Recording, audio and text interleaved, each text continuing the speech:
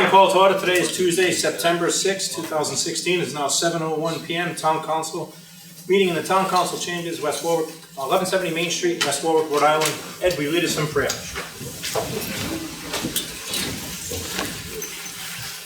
Dear Lord, we ask that you please watch over this great nation and this great state of Rhode Island, and in particular the great citizens of West Warwick. We ask that you please help guide this council in making wise decisions, informed decisions, and always with a little bit of compassion. Amen. Angel, lead us in the pledge of allegiance. I pledge allegiance to the flag of the United States of America and to the republic for which it stands, one nation, under God, indivisible, with liberty and justice for all. Councilman Tucker, Here. Councilman Kennahan, Here. Councilman Padula, Here. Council Vice President Giroux, Here. Council President Goslin. Here. There is a quorum. Discussion action. Just before we start, the reason why I put discussion action on the first in the agenda was all because of the amount of discussion action and also out of courteous for the board of canvassers and all that for being here. So I wanted to get them out early. They were asked to go on first, so I moved you all up first. Road bonds phase 2, sponsored by Councilman Kennahan. So, having spoken with Fred this week, I wanted an update. I know it's been a little while now, at least in Ward 4, I know the roads that were being worked on and paved are now being done, so just looking for an update on the road bond, because I know that we're kind of getting to that breaking point where if we're gonna get the second round of roads done before winter, I think we have to do so pretty quickly. Dave, on your way by, hit that light switch. Other- No. Maybe it's behind there. No, there are no lights back there Oh, because of the ceiling work. yeah, they haven't been fixed yet, huh? So, Fred, Dave, This is the latest on the spreadsheet of this afternoon. Okay, that's the one that was in, so put your a little bit closer on the numbers.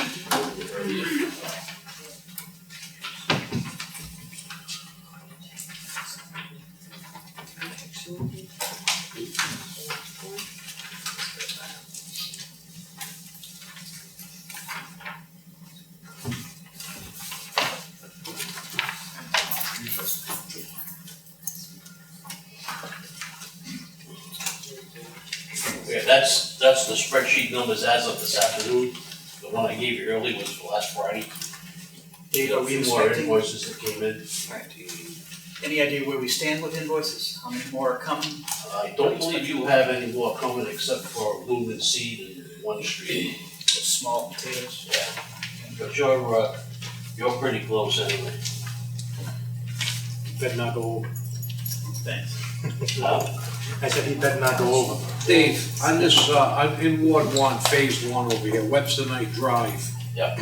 Reclaimed, that was $16,410, that was split 5 ways. It was actually 17, when the actual invoice came in, it was 17,395 change. Actual cost $18,160, but why is it And then saying? there was another $795 charge for each ward.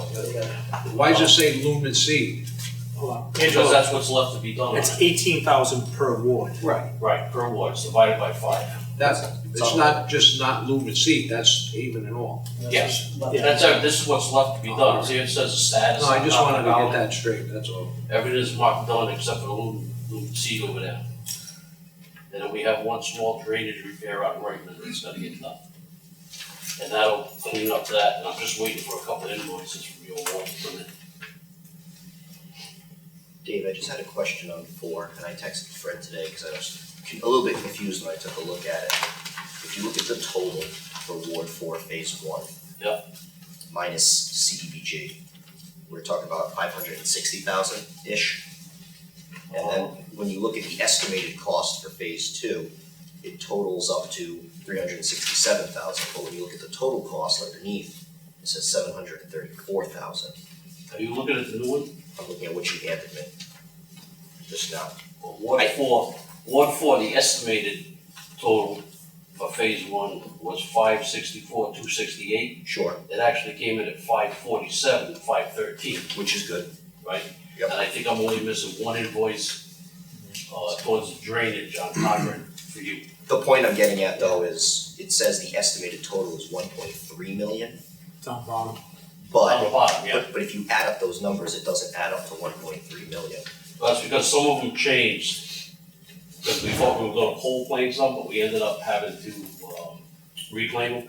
So the number changed a little bit, but I haven't been able to get in there, but I'm trying to get in there as fast as I could, and I didn't have a chance to get in there and correct it all. I just think he has a Cause silly. I didn't do much with phase two. That's what I'm saying. I was worried about getting phase one straight. Yeah, no, yeah, and the only reason why I brought it up is I was talking just to the town manager, just in passing, and one of the things he mentioned was we might have to strike some stuff from Blue 4, and I said it doesn't make any sense to me, I thought we'd be sitting somewhere around 900,000, but it says 1.2, and I think there just might be a cell issue or an addition issue, so Yeah. just Well, I take think, Pete. Well, I think what you got here is your total cost and then your bottom cell.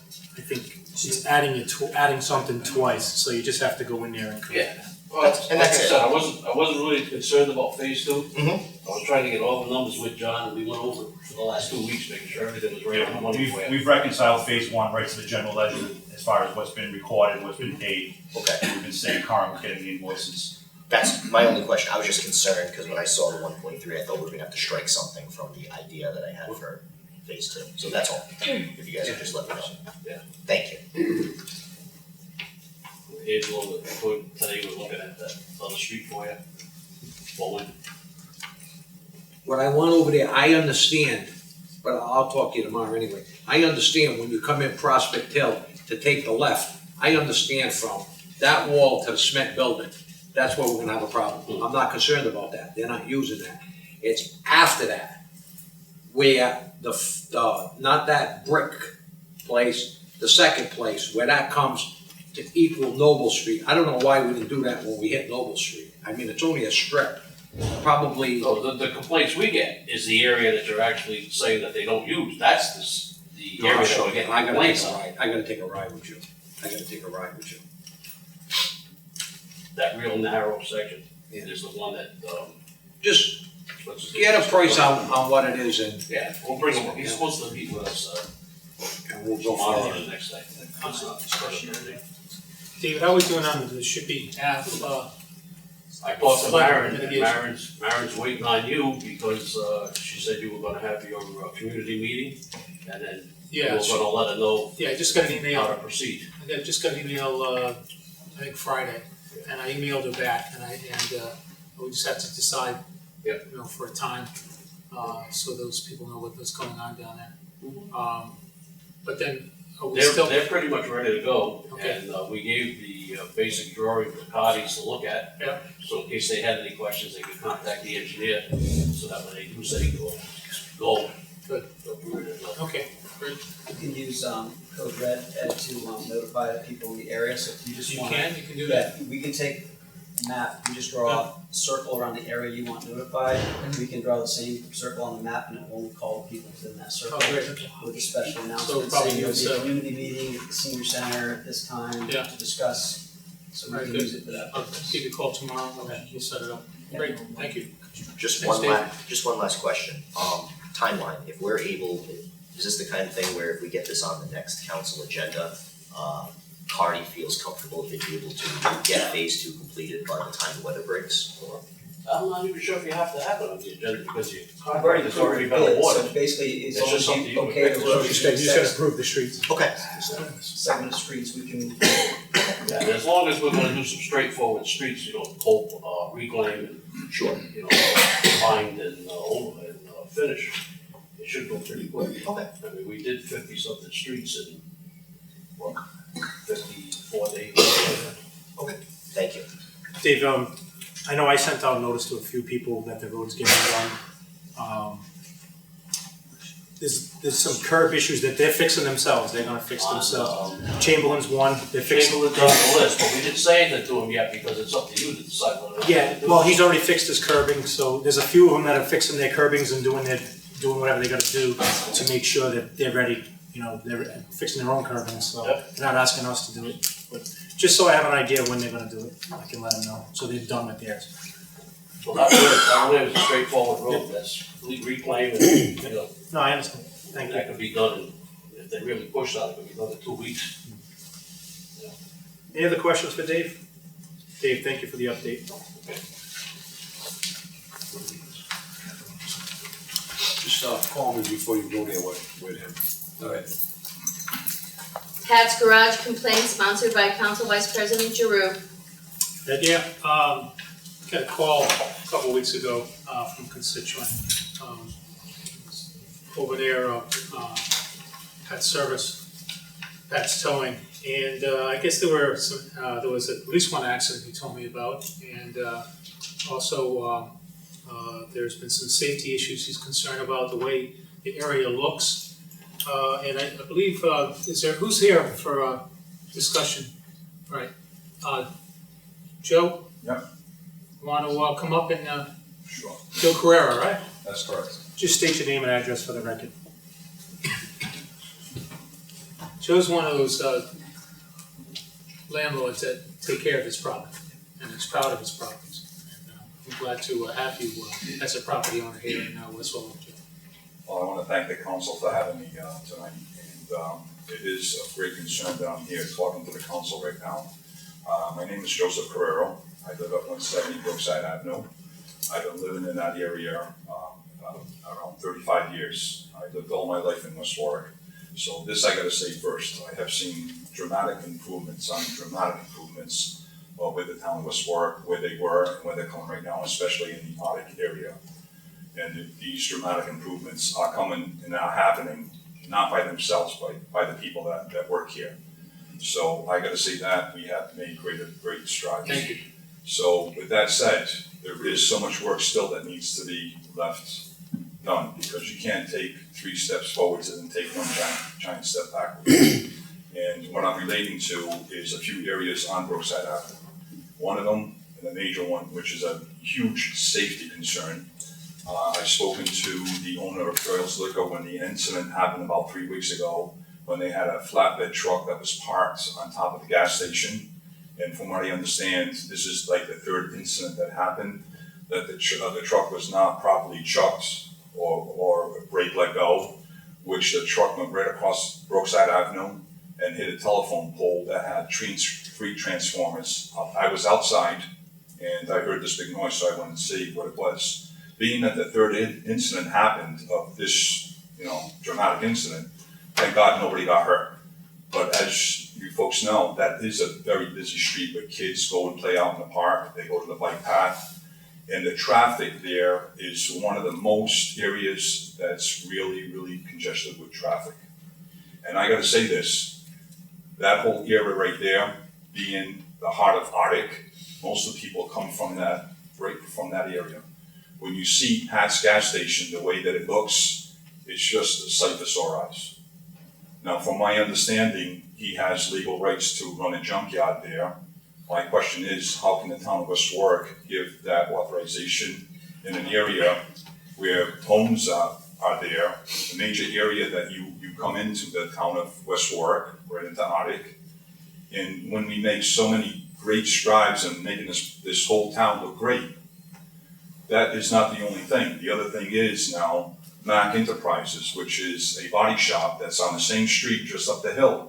Now they're putting cars in an area there that had, just land and brush and they're just putting cars there. Is that the one that's coming out towards Main Street? That is correct. I just noticed that a few weeks ago. I think I do So, recall seeing that's happening, and apparently, and I gotta say this, the word is, I've been living in the town of West Warwick again for 35 years. I know a lot of people, and I hear a lot of things. I know that he is I've been hearing he's a very powerful person. I don't know the gentleman, I only know him through what I hear about him, that he's a very powerful person. And what is stated out there that I hear is that he has a police department in his right pocket and probably the town council in his left pocket. Who's that? That's Pat himself. Because nothing can get done, because this has been going on for years. Well, Mr. and Carrero, years. I think back in '05, just before I was on the council, I remember Councilman Constantino, if I remember correctly, was really adamant about cleaning up the area and actually had Pat's put the fence around the property. Now, to my knowledge, I always thought the cars, especially the ones that were wrecked or whatever, should have been inside that fenced-in area. Stuff that was being worked on the shop itself could be outside the fenced area as long as they're customers' cars and continue neatly.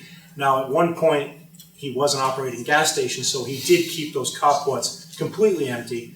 But now that he's not an operating gas station, I noticed that there were more and more cars on the outside of the fenced area.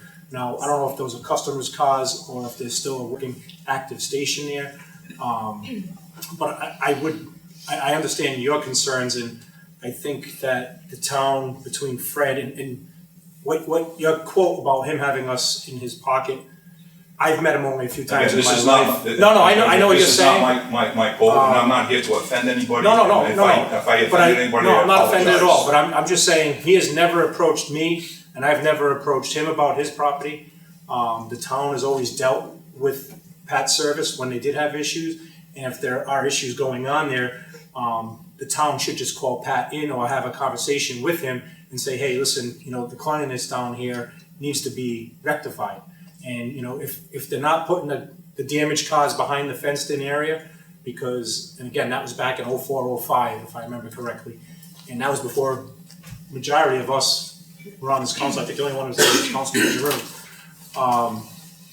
And if those cars are now overflowing onto the street, well, that's an issue. We gotta. And this is what I can say to you. I mean, I'm only here to, tell you what I see. Yep. And the truth, there's no reason for me to, to say anything that's not incorrect. He did at one point in time, 2 weeks ago, had that parking lot overwhelmed with the cars. Banged cars, crushed cars, you name it, he did have it. And then as soon as the agenda came up that the town council was gonna have a meeting regarding Pat's gas station, I believe, and I don't have no proof, that he was aware of it. And if you drive by there right now, you will see it pretty much cleaned up. All nice and shiny. He was cited. He was cited, but also one of his employees did question me via Facebook asking about the agenda item, and I told him it was probably about cleanliness. Yeah. And because I had taken a ride by there right after I had seen it was on the agenda. And you're right, things have changed over the weekend, and like you said, he was cited already. And my concern, and the major concern is, one, the area that it looks like, and I hope you understand where I'm coming from. And two, when you have a business, you need to take responsibility, even though it's not you that did it, Yeah. but for the people that do work for you. And I found it to be a little bit negligent on his part, because this is not the first incident. This is like the third incident of a truck with that weight going across Brookside, going into Joy's Liquor, and even going right into the window on Dunkin' Donuts. Again, children cross the street, and what I'm saying, are we waiting for an accident or somebody to get injured or killed for us? That accident was well advertised. Yeah. I think we saw it live. So, But again, knock on wood, unfortunately, Nobody nobody got hurt. And, that was one thing I think everybody said when they saw it. But- I think I had shared, somebody I work with was driving around a construction site last week, and a bulldozer, bucket loader came right by and took the whole roof of his car off. And he was in it while he was driving, and accidents do happen, unfortunately, and I understand this is the third time, I think second or third time that I've heard of something. And you're right, wheels should be chalked, odds and ends like that. And those are things that OSHA should be dealing with. Not so much the town, OSHA should be, when they have an incident like that, OSHA should be attending his shop and saying, your truck driver's not using the chocks, or your brakes aren't proper. That's their job, actually. and I just want to say this to also one more thing I wanted to say, because the attitude that people will have, especially when you have an area like that, because if you go right up Brookside Avenue, there is a couple apartment buildings there that the people just throw rubbish over there. Yeah. So if you have rubbish already, you're just gonna add more rubbish to it. And it's not the way to get, the town of West Warwick cleaned up. No, I questioned the auto body shop myself, because all of a sudden, out of nowhere, I saw the land being cleared on the side of Joquin and what oil place is that? Valley Fuel. Valley Fuel, then, because we get a lot of complaints about the gravel and everything in between there, and then all of a sudden I started seeing cars popping in, but it looked like it's in the back of somebody's yard, and that's why I was wondering what that was, and I was gonna bring that up to Fred over. Well, and just so the council know, right in that area where you're talking, which is Mac Enterprises, which is the body shop, now because they heard of the complaint, if you go right on Main Street, right before you get to Valley Fuel, unregistered cars, now they're starting to pile their cars right in front of the main street. Yeah, can I say something? Yeah. Joe, thanks for being here tonight, all right? A lot of people wouldn't come, they would, they would complain, but they wouldn't, be here before the council. I've gotten several calls on this. I've probably talked to Mr. Raimondo maybe, I don't know, 5 times in the 40-some years that I've been here, if that. He runs a business, I was a businessman, and I understand the difficulties. However, and I've been very, very consistent about this. The property has to be kept clean. And you coming here tonight is gonna stimulate more conversation about what the town is doing to protect the people that live in that area, people that live down on the other side of the road. I want you had some questions you had asked me, first of all, how can we have a junkyard in the middle of the gateway to our town? And I want Kerry Anderson to come up here and explain to us and answer just a few questions about why has he been cited before? What is he violating anything right now? What was he violating to cite? I want the people to understand. And again, it's not just Mr. Raimondo, it's any business or multi-units or whatever. You're a landlord, you take good care of your property. We expect everybody to take good care of their property. I for one, I'm not gonna tolerate it.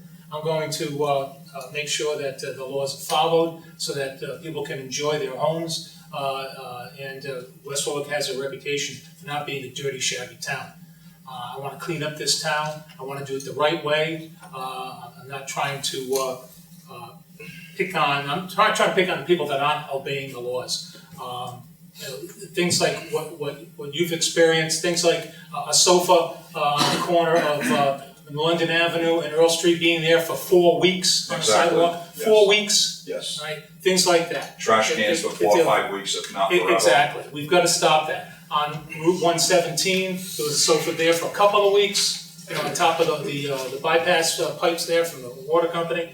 I'm tired of it. I keep on pushing. Tonight we're talking about changing the laws again to tighten them up so that our problem in this town, I consider a major problem, are the landlords not educating their tenants about putting out jackpots in the road without calling the town. They don't understand what the rules are. That's one of the problems. So, I think the landlord has to be responsible for their tenants. I agree, absolutely. And you're one that is. But is Kerry here? I just want to add, Joe, I've known him for quite a while. I've known Pat's, my family's been in the salvage business for over 100 years. We had them complaints down my place. I have a salvage license, which means junk gatherer. I can gather junk. I can have a dump down there if I want. That's what's in my license from 1945, when the licenses came out. Tow licenses, my father was probably the first one to have a tow license. North County, South County, Narragansett, Kent County, every county there was, he was one of the first ones to have it in the 50s, 60s. He sold it, Stewie bought it, and someone else bought the South Kingston rights. Towing rights, as Pat has, which has been for many years, they tow cars. 1 week, they might tow 10 cars. 1 week, they might tow 100 cars. They do a service to the town, so you have one spot where these cars are stored, and it's fenced in. It can't be out of a fence line. I'm sure the Raimondos know that he's been in it long enough. And he's regulated. He's regulated by the state, which the town has no jurisdiction over what the state says he can do and what he can't do, except for certain things if he's breaking an ordinance in town. Let's take, for instance, the station fire. I think Pat towed over 200 cars for free of charge for everyone that went to his lot. He took them out of one site and brought them to another site. Now, I understand if he's not complying, that he's not a junkyard. There's only 3 junkyards in the state, in the town of West Warwick. That's myself, Ruggieri, and J&D. And J&D, if I'm not mistaken, is inside only. He's grown out of it. Well- It's in the parking lots of the church now. Well, I don't know. You know, like I'm not gonna get involved in that, that's state regulated. I mean, you know, my point, Angela, what my point is, you know, this is, the heart of West Warwick is out right here. One of the main entrances is right there on 117, right as you're coming in off, you know, Centerville Road and Legion Way and into West Warwick Avenue. People go towards Coventry, people goes right into West Warwick, right into our town right here. We got Rite Aid, beautiful place that they built over here. They're making a nice place over here. It's a nice building, CVS. I know Stan for a number of years, and he's been working with his wife diligently in cleaning up Arctic. The question is, why have that in that location, in the heart of our town? Joe, you can't put someone out of business that's been in I'm not business. saying putting out of business. I mean, they have to be regulated. They have to, I mean, don't get me wrong, that, they can't run a salvage yard, because if they did, I'm on the board of auto recyclists, he'd be cited by the state. The DBR would be down his place tomorrow morning and put a cease and desist order on him. But if he's towing cars in, what I'm trying to say is, and he's doing everything by law and has them behind that gate, as far as I'm concerned, our hands are tied. I think you're right. I think you're absolutely I right know on I'm that. right. And I'm not trying to, we've done this before. This is about probably at least the second time in the 13 years. And if I you, just if don't you want to give follow. them false impressions. Well, no, that's why he's here, to get some answers. That's why I want Kerry I for do the have a third question. time. But I have Kerry up here so I could ask some questions. I got one quick, because Angela, you did hit something on the head earlier. If he's towing 100 cars one week and 10 another, where does the overflow Yeah, go? if Well, you, like everyone else, it has to stay, he has to hold, you gotta understand too, he can't just get rid of the cars, that's why you have 4 or 5 tow, what do we have, 4 guys on a tow list, chief? But anyway, what happens is, you have to hold them cars, you have to advertise them, you just can't get rid of them if they're abandoned. You have to go advertise them, you have to go through the court of law to get title, so he can sell it to a licensed salvage yard. but if it's not within the fence line, right, then he's outgrown the location. He's got a great business. He's outgrown the Well, location. that's why you guys wanted tow lots with 500 square feet. That's why I said, you know, you need 10,000 square feet, but I think we brought it up to 6,000, we passed the ordinance. So if that's the case, and well, he grandfathered it now, but the idea is we still have to make sure that, you know, he doesn't have cars all over the place. I understand that, I mean, he And can't that's have on the the point. road, he That's the knows point. that This is himself. not- I mean, you know as well as I do what Joe has said tonight is very true. And my past recollection is that Mr. Raimondo has not always been cooperative with the town. Is that correct? It's been a challenge, It's been a challenge, okay, all right, that's fine. But I just wanna find out so that everybody understands, because I get the question all the time.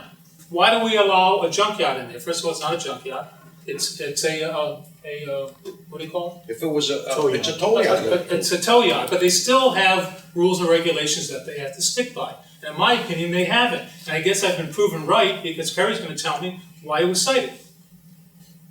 He's been cited for rubbish over Could there. you get over there? Come on to the mic, please. Slide All right, over. who wants to talk? Yeah, let me address a couple of the issues Okay, from a legal standpoint. all right, that's first. good, no, that's good. First, when I got the email from Terry today, to my knowledge, what is possibly going on there is a motor vehicle dealer used their old, I don't know whether it is or not, a gas and service station, and I can tell you that in the 1950s, a friend of mine worked at that gas station, and I used to meet him there at 9 o'clock Friday nights, and he'd close up, and we'd go out. So that's been there since at least the 50s, the gas station. And also the auto parking lots and garage. Those 3 uses are all permitted uses in that district, in that zone. Secondly, to address what Angelo raised, the towing. I represented the Rhode Island Public Towing Association and the Providence Public Towing Association for a number of years. I drafted the statute that Angelo's talking about of what a tower has to go through to sell a vehicle that he hasn't been paid for. That's all regulated by the state. The town realistically has no authority in that towing area. I appeared before PUC, for 15, 20 years representing Providence Towing and Rhode Island Public Towing. Let me tell you, some of them are fun to represent. But that area there, I don't know, but my opinion would be that I agree with Dave on the trucks and the accidents, that's OSHA, not the town.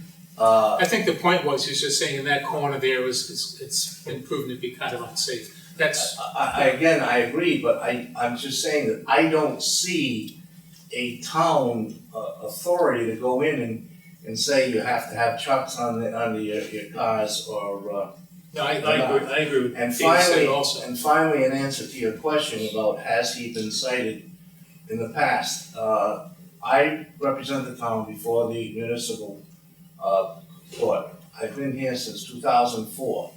In that time, the only time that I have had dealings with Pat Raimondo were in regards to what we considered the improper parking of a tow truck. I don't remember the name of the street, but it was in a residential area, Campbell Street, where there was a tenement house and his driver lived there. And we had a number of hearings, but it all involved that, did not involve the gas station at all. The end result was, I know dealing with Major Knott, long period at that time, we actually had the police running periodic checks to see if the truck was there and reporting back to Judge Monero. And it ended up that, as far as I know, and it's gotta be, I'm gonna say 4 or 5 years, that issue has not been a problem at all. I thought the lot was, for many years he was keeping it clean, and then I think it started to go downhill a little bit. I know when It was no longer a gas station, it was one of these. yeah, that's what it seems like. I When can't- it's no longer I a can't- gas station, then it's cars here, there, and trucks here, there, and everywhere.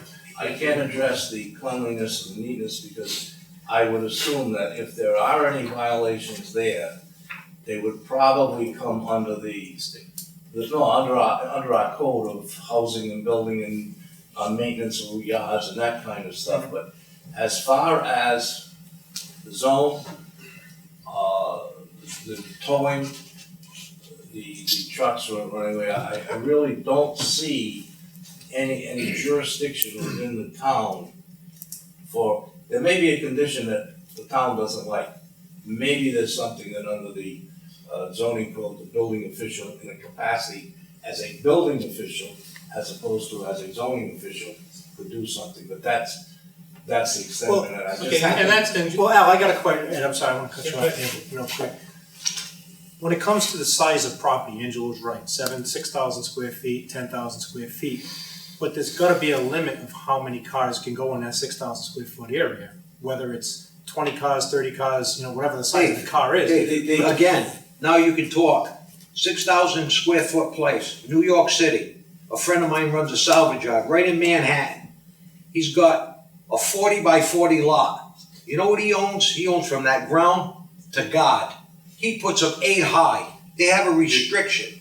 It doesn't say how many cars they can have, how many square that's a footage. junkyard right there, unless you're gonna put Well, I'm just saying. I'm talking about a tow yard, You're Angelo. talking about tow yard. In answer to that, and it's, I've been here since 2000. I want to be apples to apples here. Tow yards have so many square feet, Right, so but- there's gotta be amount of cars per But- square but footage. My answer to you there, and I haven't been involved with the towing association since 2004, so I can't say what has changed, but at that time, Yeah. the department of, the PUC said, when you tow those cars, you gotta have them in a secured lot. If the tower doesn't have them in a secured lot, the complaint gets filed with PUC. And PUC takes it up.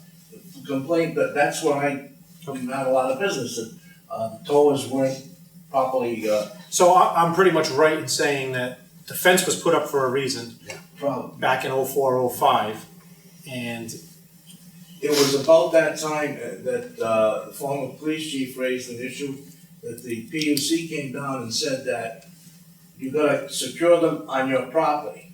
And so, or you've gotta show us that, I believe that they accepted the fact that said, if you've got another lot that you're planning on storing them at, you gotta show us your legal right to use it, you've gotta show us you're fenced in. But going back to the basic premises, it's not a town problem, it's a PUC problem. The complaint for that would have to go to PUC. Okay, Al, so we talked, by the way, I also meant to say this at the very beginning. I want to apologize to Mr. Raimondo because he was not offered an invitation to be here tonight. And I truly believe we should have done that, an oversight, so I do apologize for not inviting Mr. Raimondo to be here. Again, my sincere apologies for that. But you've talked about what, basically what the town can do. What can the town do to help encourage the property owners to keep it clean? I said that, I think that area would probably be under the section of the code that Kerry handles as a building official for maintenance of properties. Just like we have houses where grass isn't taken care of, and I'm sure that if there is I'll call it a maintenance problem or a sloppiness problem, I think that Kerry's gotta look at that section of the code as a building official, not as a zoning, not as a towing, not as a motor vehicles getting loose. Those are the things that were brought to my attention today. So I was gonna be here tonight and I just said, well, I did a little bit of looking and research and I thought I'd be able to try and help the council out a little bit. No, and I appreciate it. And another thing, on a used car, and I can tell you on that too, because they crucify me every election year with my dealer plates, that I don't pay taxes, but I pay hundreds of thousands of dollars in taxes and sales tax, and I have 6 cars registered, and I do got a perk for driving a dealer plate and not registering a car, as long as it's inspected. It has to be inspected, you have to write it to be inspected. Any car on my lot, not my salvage yard, on my car lot, and Pat would know this too, has to be inspected, and it can't be on there with no plates and no inspection sticker. So these body shops that have all these cars in front with no number plates, no inspection stickers, they're all illegal. So who would have jurisdiction over that? Well, you would for having cars not So that's registered something properly. that's something we could do. I don't think that's the problem. I am not to believe that he has a body shop there, I don't know. I don't know either. I believe that he's operating legally. I really do. I think, I absolutely do. I've always said that. Everyone else isn't. Well, no, he is. That's why we're having this tonight. Joe called me, sent me an email. I forwarded the email to the manager, and I said I told the constituent that I want to put this on the agenda and get it straightened out. If there's anything we can do, we're going to do it. And it's important that Joe and everybody else in the neighborhood understand what we can do and what we can't do. That's really the biggest purpose, and I'm glad you're here, Al, to explain that. So I think we're pretty clear of the history of, he's there operating as a tow operation. That's completely legal. I guess he can put as many cars as he can fit on his lot, whether they're inside the fence or not. That's not our concern. Is that correct? If he's leaving, going back when I was working for the towing, Is that if true or he's not? leaving them outside, if he's leaving them I think outside, if he's leaving them outside. Is the that our fenced concern? area, No. We have jurisdiction? No, public utilities have come down. Okay, so Joe, it's public PUC that you'd have to call to complain about that. The PUC, If they're towed. Public utilities, Yeah, if division they're of tow motor vehicles, carriers. yeah. I came here to the council, without any, family members or any, without any neighbors. Joe, you have a microphone, please. It's the public utilities division of motor carriers. Oh, okay, yeah, not PUC. You know, Public utilities. when I came here by myself to talk to the town council. I know that Pat's got a business to run, and I completely understand that, I really do, just like anybody else. So what I have to say here to the council, I wanted to come here alone and speak with the town council to see if town council can work with Pat somehow, just to get it cleaned up. Again, I'm not here to put Pat out of business, it's a rotten thing to do. And a lot of people here might think that I'm here to do that, but that's not me. I'm not the kind of person that would do that. I do live on Brookside Avenue. I lived there 35 years. My kids were all raised there. I'm fortunate enough I can sell the place and find a new location. My wife likes it there because it's our home. Sure. So that's why we're still living there. Again, I apologize to Pat and anybody else that has a business, but it is my home and I'd like to see it clean. And that's why I came here to the town council alone, facing the council to see if something could be done to help the situation out. without shutting that down. And I think the manager, we're not gonna shut Mr. Munder's business down, we're really not gonna do that, I think, it would never come to that. But if he could work with the manager, and, our inspector, Carrie, to try to keep it clean, as he used to, again, it's changed, and I've noticed that you're not the only, phone call, Joe, in the area. Not even in the area, people that just drive by, and the first question is, how can you allow, like you said, how can you allow a junkyard in the middle of West Warwick? Well, we don't, it's not a junkyard, it's a different type of entity. And I'm really glad to hear this, it's bringing it out again, not only for that piece of property, but just the whole town. We wanna work with people, we don't wanna put any undue burdens on landlords or property owners, but we want the town cleaned up, and, I told you, I've been pushing for this in the town for years and years and years, and I think everybody agrees that, and as you said, it shows improvement. Yes, we have made great improvement. Definitely shows improvement. So, I'd like to, thanks for coming tonight, I'd like the manager to, hey, visit Pat and see if, he can, help the town out, work with the town, and try to keep it clean. What do you need? Someone hit the microphone. Nope.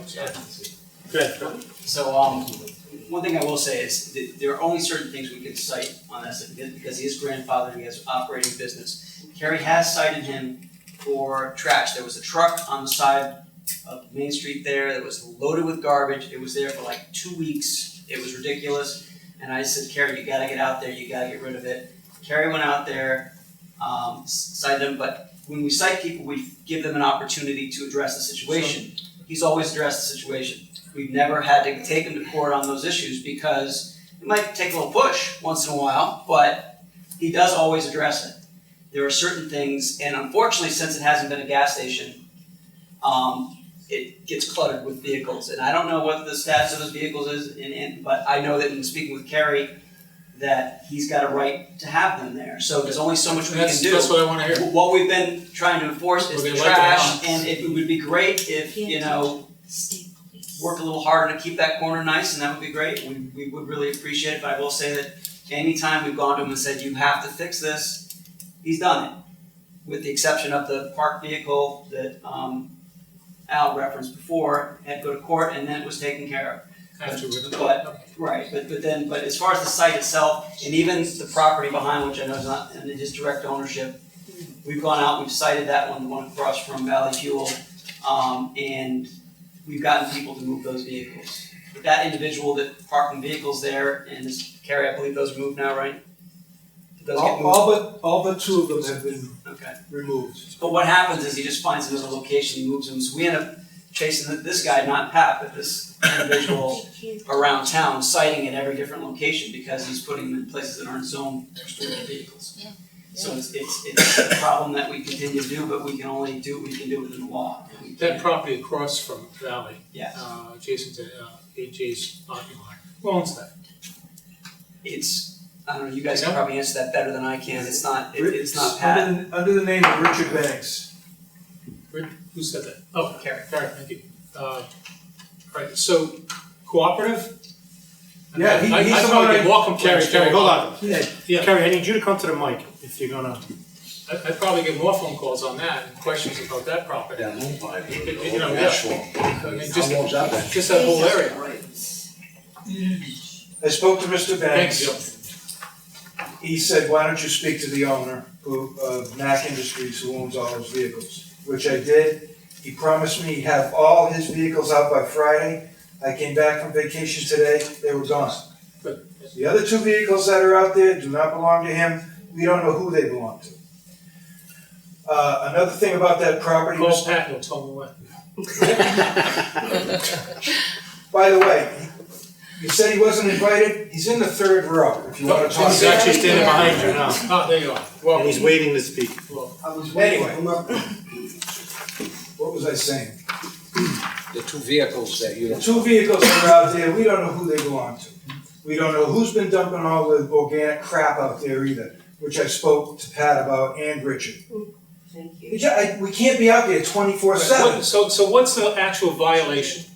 parking those cars there, it seems harmless. Not so. You know, No, you what's the actual word? cannot park an unregistered vehicle on a lot that you don't own. You can't park a unregistered Lot that you vehicle do on own. your own lot. You can't dump organic crap on a lot. That's in the ordinance. And it's been going on for years and years. That spot is dark at night. They pull up with trucks, they throw garbage there, mattresses, barrels of. I had DEM out there. It's terrible. Unfortunately, That lot is unbuildable. I just wanna say one thing, and I own a piece of property, it's called wetlands, where people just dump stuff, and whatever it may be. Mr. Messi used to come to this meeting and complain about people dumping it. I understand that people dumping in the properties stinks, but it's the property owner's responsibility to maintain the property. And I'm not talking about Pat's, I'm talking about the other situations. And unfortunately, that whoever dumps it, and I've had to pick up mattresses, I've had to take them out of the wetland and drive them down to the DPW myself. You know, old man, 1956 mattresses, and whatever else, maybe rims, tires, it's a dumping area. Luckily, I got neighbors now who actually watch it, we've cleaned it up, we've done everything we've had to do down there. But again, since I own the property since 2002, I've had to maintain and make sure nothing gets thrown in there and clean it up myself. Because it becomes a drainage issue. And that's what we're asking of that property. Specifically, that property, Mr. Banks has said to me, what they'd like to do as far as cleaning up the back is put a temporary roadway in over the front of it so they can get equipment in there to pull that dump truck that's out of the back and all that junk that's out back there. And I get to speak with Mark about it because it is in the ADCD. So, but I'm sure everybody in this room would go for it if it would remove all that junk back there. Why wouldn't we? Of course we do. Why wouldn't we give them access to get there? Well, that's what I'm saying. I'm sure everybody in this room would go for it. It's in the ABCD. It needs approval. ACT. Arctic Design Control. Oh. Well, whatever we can do to assist to help clean up the property, you know, as long as it's We're working on it. Yeah. It's in process, Ed. in process. I mean, how many years? Come on. Ed, I've been here 4 years. Yeah, all And right. it's all right, finally getting so- cleaned up. You 4 cannot years. build on that lot right now. 4 years. Right? This is 4 what years. this is what people tell me. How many phone calls How you get long from have me? you been here? Right? 13, 14. Okay. Yeah, and I've been pushing every single year to get it done. And we're doing it now. That's what I hear over and over and over again. So are you gonna reprimand me? Is this what this is about? Mr. Anderson, I don't know what you're trying to prove here tonight. I'm not trying but to it needs prove to stop. anything. And I don't know where you're coming from, Gary, I really don't, because this has nothing to do, this tonight has nothing to do with you. You're here just to answer the questions, that's all. And I'm answering the Okay, questions, yeah. but I'm feeling I answer them a respectfully. witch hunt coming on here. Well, you know what, you're wrong. You're wrong, okay? You should feel foolish because you're wrong. I don't feel foolish one bit. You know, I don't wanna talk to you tonight, all right, because you're really pissing me off, Gary. That's fine, Ed. Yeah, because you're coming from the wrong direction. That's fine. No, it's not fine. I do want to reprimand it now. And you wonder why the town looks the way it does? Yeah, You've got department heads treating everybody like that, including residents and that. That's probably why it's looking the way it does. Poor attitudes. I apologize for the Mr. Armando, you come out to the mic or whoever's gonna speak. I apologize. Maybe we can clear up some, Just state your name and address for the record. it's happening around 2 Campbell Street, West Warwick. Maybe we can clear up some answers you guys want as far as the gas station is concerned, Metro Square.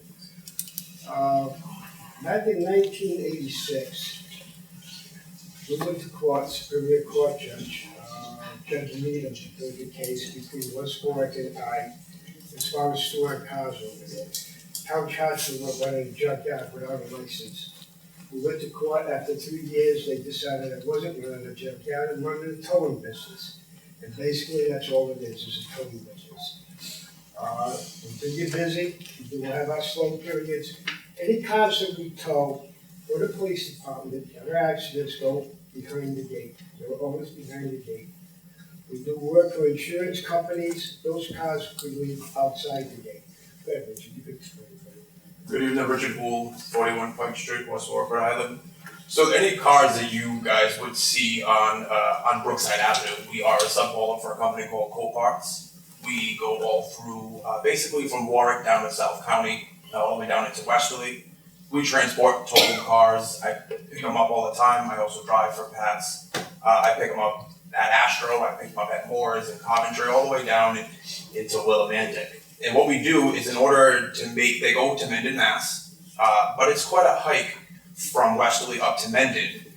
So time-wise, tow companies are open 8 to 5. Those are regulated business hours per PUC.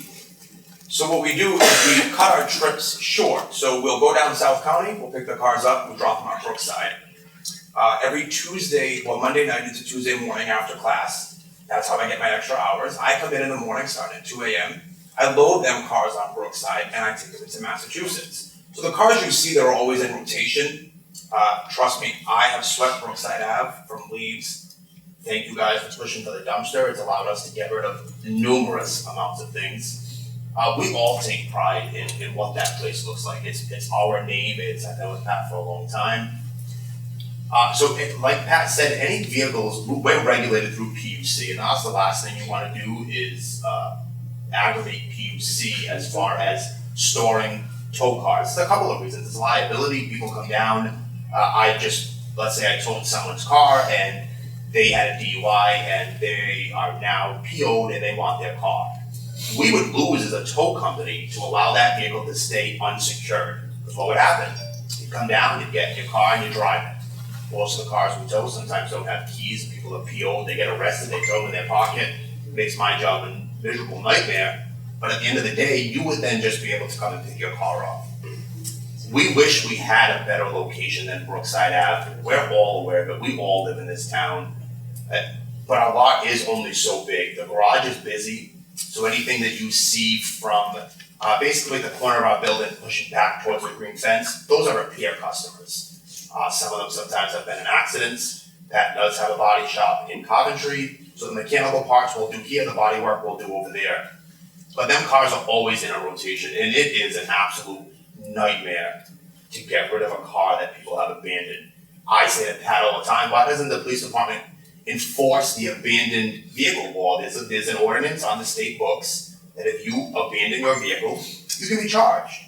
But it doesn't get enforced, so it's up to us. We have to do a VIN check, certified letters, go to the DMV, run title searches, lien holders, an additional certified letter has to be auctioned off into the Providence Journal. By the time you're done, you're probably upwards of $500-600 for a car that is worth $0. You can't even scrap it without legal paperwork. So yeah, as a company, we all want it to be clean. I pick weeds, let me tell you that. I came from a company prior that appearance was everything, and customers won't take you serious.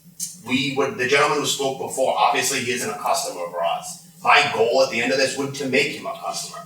If something's bothering him, just like I told the woman from minimum housing, I caught her taking a picture up on Main Street. She was backing down the street to take a picture, so I called the town and said, just come and tell me what you want. I shoveled that dump truck myself. We did it in 2 weeks. We filled the dumpster 1 week, let them come and empty it. I climbed back up there with a shovel, and I completely emptied everything out. And she had a problem with a box spring. I cut it up myself. We disposed of it. So we all want to be on the same page. Pat's business pays my bills. I get to work. None of us are put out of work. I go to school at night. I'm in school for law enforcement. We have tried really hard. The cars, we would love to put a fence up on Brookside Avenue, be able to store what we consider Copart cars. Those are our subholders. I'd love to put them up there because I can imagine how many people just go through them at night. Their insurance deals that have already been auctioned.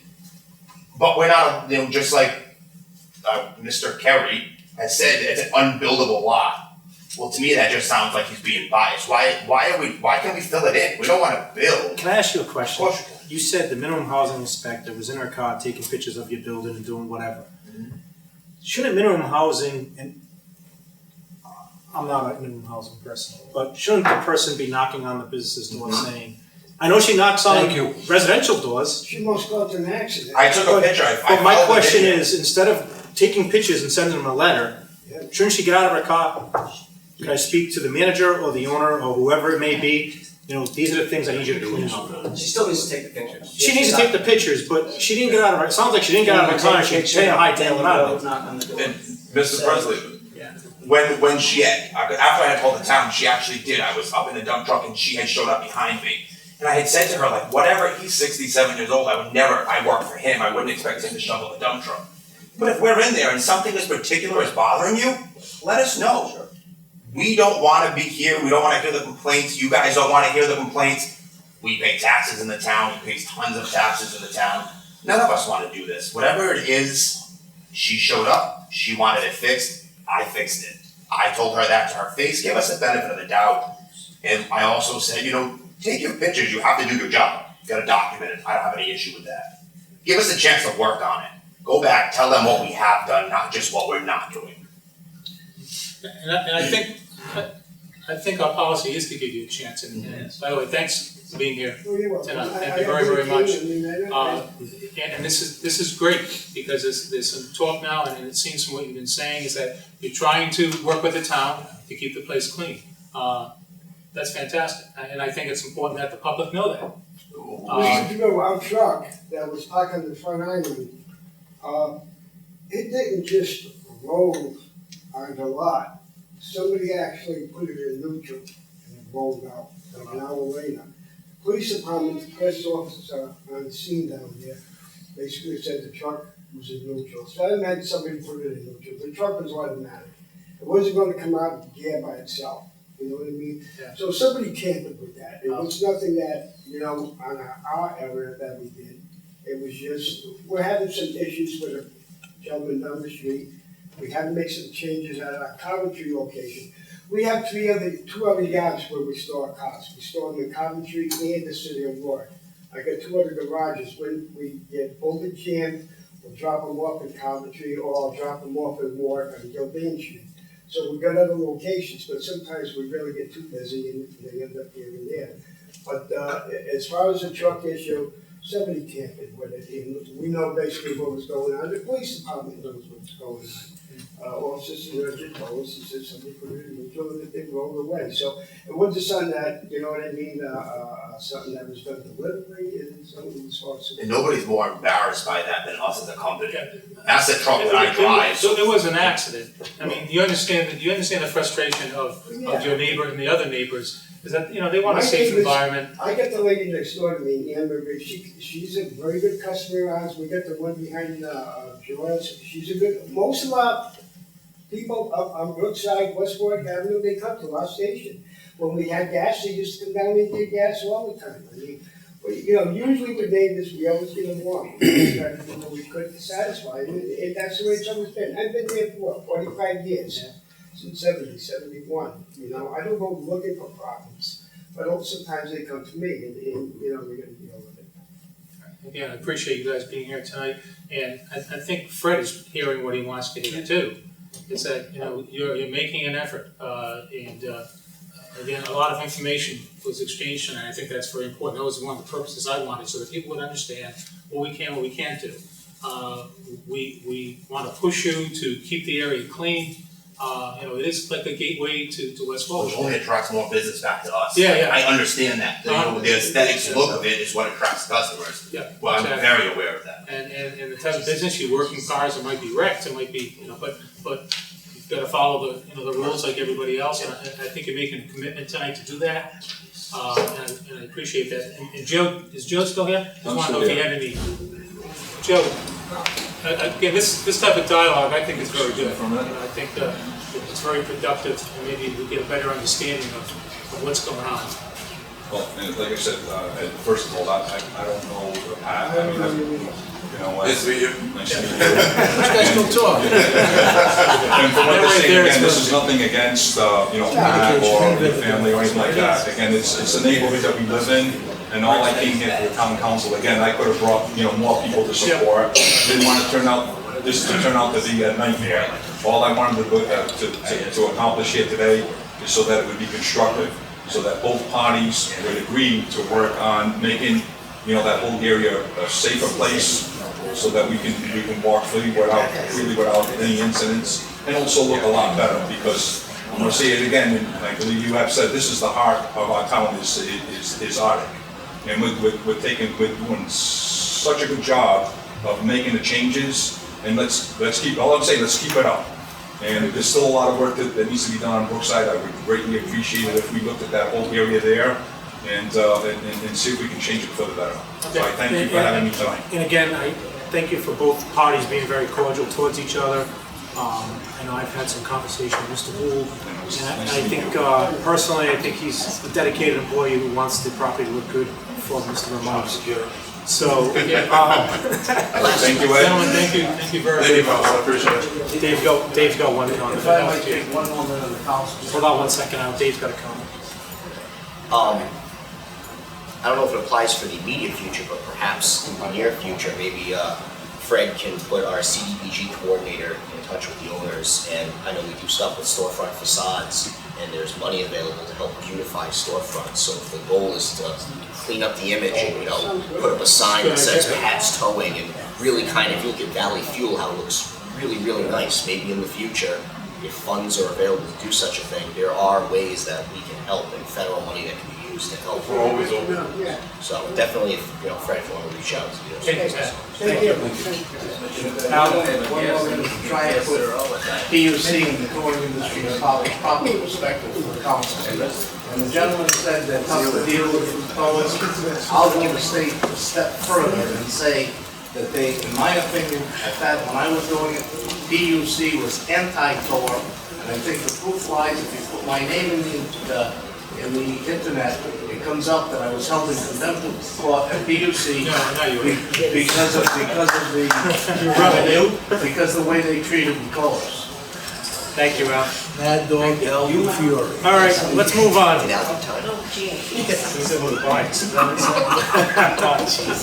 even start.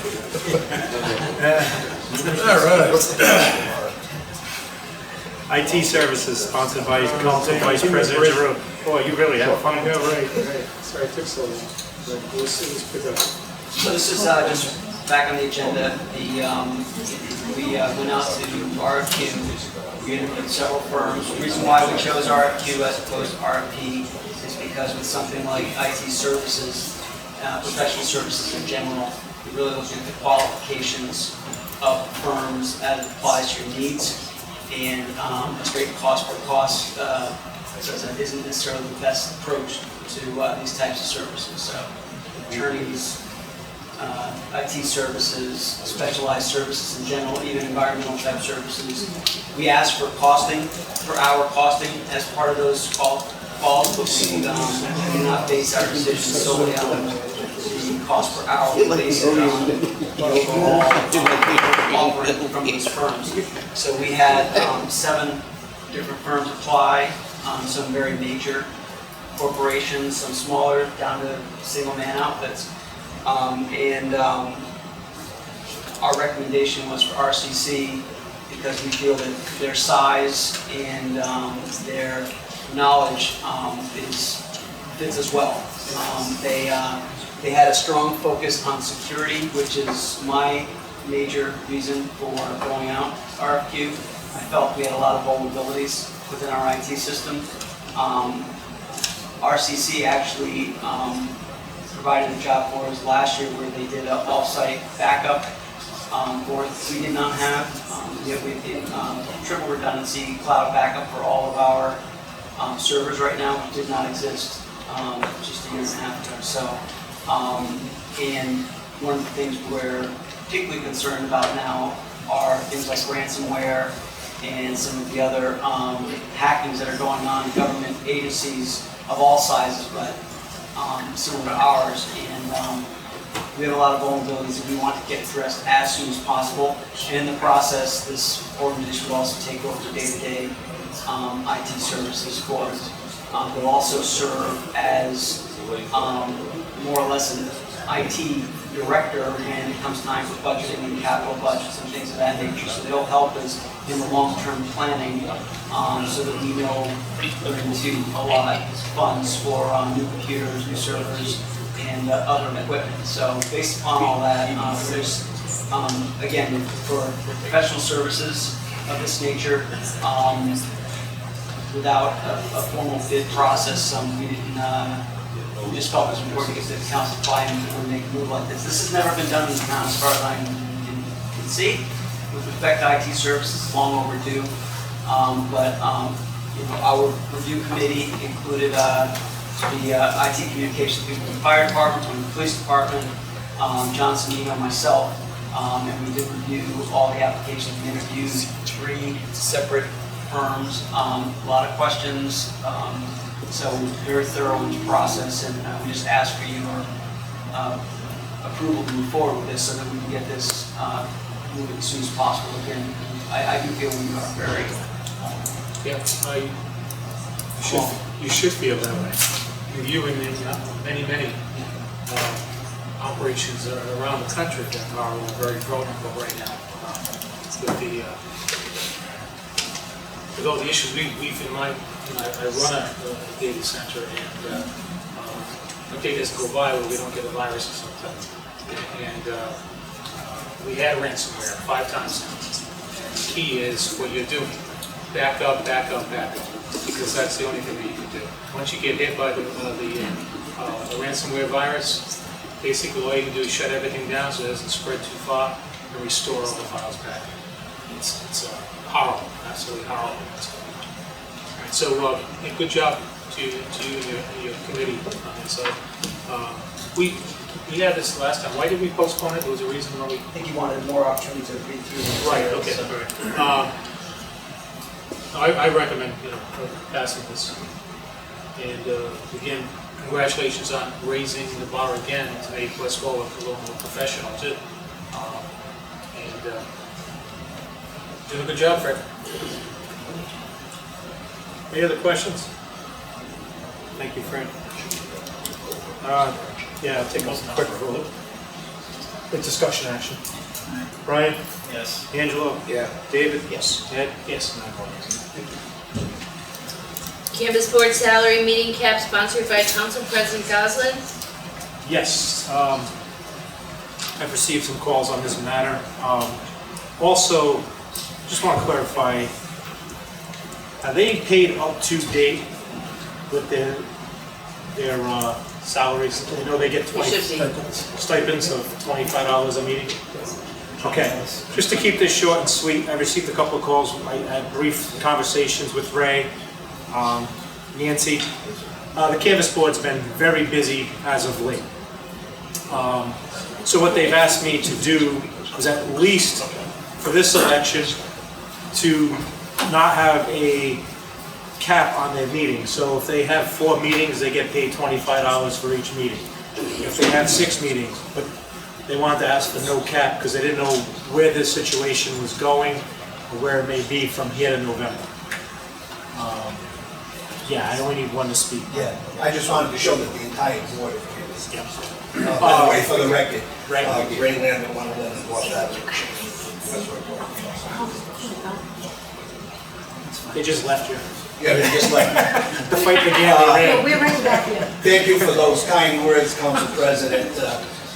For the rest of the membership, just since January 1st, we've had 19 meetings, 16 here in the town hall, and 3 at the Board of Elections. You know what that was all about. And maybe some more, I don't know. And to answer your first remark, we're not current. We haven't been paid for July and August yet. I don't know why, but we haven't been paid. My last check was for June meeting. I don't know, am I correct? Yeah, no, you're Who's in right. charge Yeah, of, right. all right, who's in charge of taking care of that? Nicole, Then why are they 2 months behind? I was led to believe this was all in finance. So I don't know why. I can find out tomorrow, but it's all been in finance for quite a while, so I don't know what to tell you. I mean, we're not talking a lot of money, but No. we're just saying up to date. They use that money for supplies and whatever else they need. You know, if they're printing at home and doing whatever.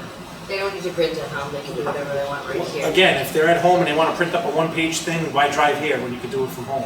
But once again, I It's- think it's in finance, and I don't know what the holdup is. Can you get an answer for that? Because this has been ongoing. I know it was May and June, now it's June and July, and now it was July and August. I don't know why they're 2 months behind. You know, this is only once every election time. I mean, I see the time, as a matter of fact, they had to come down to the Board of Elections for me. And it was a 2-hour ordeal. You know, I didn't even buy no coffee, I didn't want them to say I was bribing them. You know, and everything else they're saying. But, our canvassing board is an important board in this town, you know, along with a few others. You need some experience, but I wouldn't want to do it. I mean, they're not making a killing, but at least give them something for their time. So let's just keep this short and sweet, because we've been here long enough. Can we just take off the 2-meeting cap and then until November, until the election's over? Does that sound fair? Well, And then we'll look at it. are you going prospectively, or are you gonna go retroactive? No retro. No, respectively You starting. can't go retro. Starting September 1st? Yes. You got a problem with that? Not really, I don't have a problem with any of it. Some of these, all 4 of these people are retired. They're all retired, I'm not. If I had Joe Money Ray, I'd throw mine away, so I don't. Where do you think we're gonna get the funds? Again, Other problems, if I say one more thing, I know you've been here a long time, other problems arise as Councilman Kenny knows. We lost a polling place in Ward 4 because they wanted an exorbitant amount of money to have a polling place in the villa.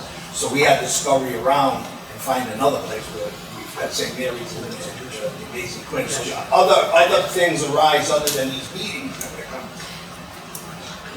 Solicitor Williams? You want to add something? Hold on 1 second. Solicitor Williamson? Yeah, I would make a recommendation to the town council that because of what they've been through, you can't go back retroactively. But if you started September 1st, 2016, go through this election cycle, then you can reevaluate either January. I was just saying either December 1st or January 1st. And then that way you can either put the cap back in play or... Once the election's over, you have a couple of meetings after, and then silence, it goes a little quiet for a little while. Yes, oh yes. So again, I I'm think. gonna have to send it to the capologist, you don't wanna go with the salary. Okay. Fred? Make it till December 31st. January 1, how's that? I'll give you an extra day. So if I may, the vice chair, she's done her homework on this. Yes, she has. Minor report. Yeah. Hi, Nancy Willett, 19 Water Street. I just have some copies here of a section in Title 17 that directs who does the compensation, which is the governing body, which is you people. And then I also have some figures from the surrounding towns. I didn't go to Warwick or Cranston, I didn't go to the big cities. I went to Coventry, North Kingston, West Kingston, and East Greenwich. And I have the number of polling places, how many people on the board, and what they receive as compensation, if you'd each like one. That'd be good. Okay? Did you print that up at home? Yes, I did. You wanna get reimbursed for that? Ink and paper. No. Ink and paper.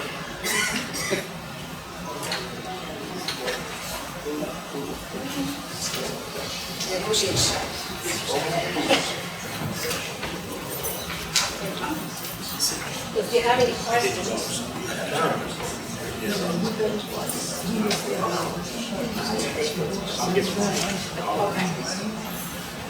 I might have to run for canvassing board. Ran out of paper. You don't have to Take one in the council. Council President, alternate member J.P. Miller would like to ask the council a question. J.P. Millett, 2 Gerald Street. I'm just wondering, if the Board of Elections wants us to go down to Providence for a training session, is that considered a meeting? I would say so. No, you solicit. I would have say that. It's not a meeting. You don't get paid trainings?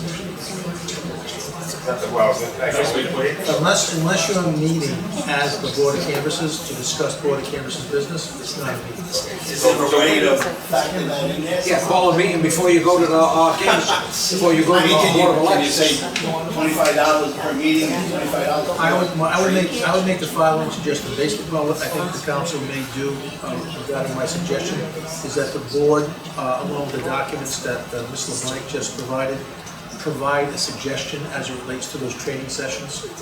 Because I don't know if there are 5 training sessions a year, 5 training sessions in election cycle, I don't know. So I mean, you might want to just put that together in a proposal, get it to the town manager can give it to the council. It would be a pay-as-you-go, because sometimes I'm unavailable for those training sessions during the day. But it would be, if you go, you pay. With the experience on this board, you know what types of training issues come up, or what other type of issues come up that are outside the realm of a regular meeting. Just provide that in a proposal to the manager. The manager can give it to the council, then as of January 1st, that first meeting for 2017, that council can bring up all your issues.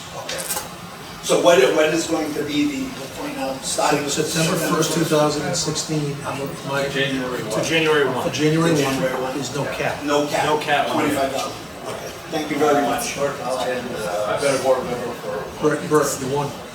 You won. The only thing you can do now is Bert's got his badge, remember the last hearing? Bert, you're double dipping. You got a badge and you're on the camera squad. Hey, Bert, you just made enough money to pay your sewer bill. All right, let's go, let's move on. All right. Still got a long agenda ahead of us. Thank you very much. Panhandling sponsored by Council President Goslin. Yes, one thing that's come to, obviously it's come to attention all over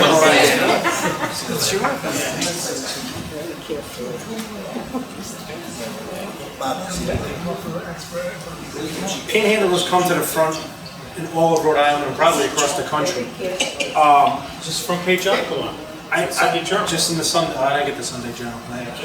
Major piece. Again, we need to be able to do something here in West Warwick. It's just, they're coming, there are some panhandlers are homeless and are doing it, but right now it's becoming a big scam in this town. There are people who are getting in newer cars than I have, who are leaving these corners, male, female, a group, and they're just taking off. It happened on West Warwick Ave the other day. I witnessed a lady sit there, collect money. Guy comes, swaps places with her. She gets in his car and takes off. It was a pretty new car. I gotta say, within 5 years old. To me, that's not homeless. That's not needy. That's just somebody being greedy. And we need to be able to do something about this. And, everybody keeps saying the ACLU and this and that. Well, that's just a threat, I think. I think it's time that we need to be able to enforce. We need a police department that's going to enforce it. I've had town employees who work for the police department, the fire department, come up to me and say there's got to be something done. It's getting ugly. Because Mr. Cordero, I wish he was still here, not just our properties, but also our street corners. Not only that, they're leaving trash behind, their water bottles, their lunches, and whatever else. And the sad thing is, people who hand them out food, it goes to the wayside and throws off to the side. It needs to be rectified one way or another. And I've already heard it from a lot of people as you're walking, not even campaigning, just BSing around town. They're like, you've got to do something about the panhandle. And, we're talking about the cleanliness of properties, but the corners of our streets too. And it needs to be rectified one way or another. And, and I know Chief Silver came up here last time, we talked about the ACLU, they have rights. Solicitor Williamson said the same thing, but now it's becoming just a non-tax-paying job that people are collecting under the table money. And I did speak to the chief about it. There's actually, the Urban Institute has done a lot of research on this issue. It's not unique to Rhode Island, it's across the country right now. And they did case studies across the country. They have several methods to at least curb it that have worked in other cities that seem to stand up against the ACLU challenges. We're not outlawing it per se, but we can make changes to the regulations to say that it cannot be done in certain areas. Because the intersections for safety reasons, you can't panhandle within a certain distance of business storefronts. Those types of things have successfully been able to be put in place. So I think that there are things that we can do, and I spoke to the chief, and we'll sit down with Al, and we're going to come up with a recommended proposal for an ordinance that addresses this issue. Still does not forbid it, because you can't, but it puts some restrictions on it, and I think as long as those restrictions are defendable, it's something that we can, go forward and say, look, there are reasons for this, and safety is number one, and, again, we wouldn't be the first to do them, Tim, I can forward you the document from the Urban Institute, but it's a pretty good start anyway, and I think we can move in that direction and see what happens. We will get challenged even if we do, even if they've been challenged elsewhere, then that's fine, but at least it'll be something we can defend. The only suggestion I would make is that, especially that intersection of Walnut Avenue and 117, because one side of the street is Warwick, one side is West Warwick, just coordinate with any adjoining communities. Well, I was just gonna say, Warwick goes over and says something to them, Warwick PD Yeah, they move pulls to up, West Warwick. and they walk over to the West Warwick side because we're not saying anything. That's one of the issues I was saying. Where's the street? Chief? Yeah.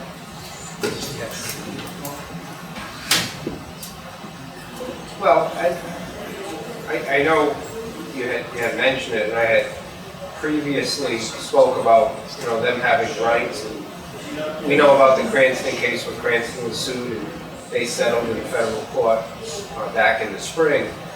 So we, at this point, really don't have any tools to get them, unless they're breaking the law, off the corners. The only thing. Loitering. Which is what we're talking about. Which is very, but loitering is very difficult to prove. Yeah. Why So- are we getting together with the state, attorneys for the state, get together with the other municipalities around us that are touching our borders, and get something, work with them, because I was throwing out suggestions. I can't believe that those suggestions haven't been already thrown out, suggested, and came back, you're violating their rights. And I brought this up months ago. The issue, And I was told, I was cut off, I was told, forget it, it's against their rights. And if you read the article, if anybody read the article in the Journal on Sunday, it explained pretty thoroughly what the issues are, what the frustrations are in the state about this. And they're working on it too, but charge for loitering or permit them, that type of thing. It sounds like a good idea. Permit them. Yeah, unless. That's $500. Yeah, unless you dig into it deeper and find out that it's not defendable. But I'm gonna be blunt, if I may.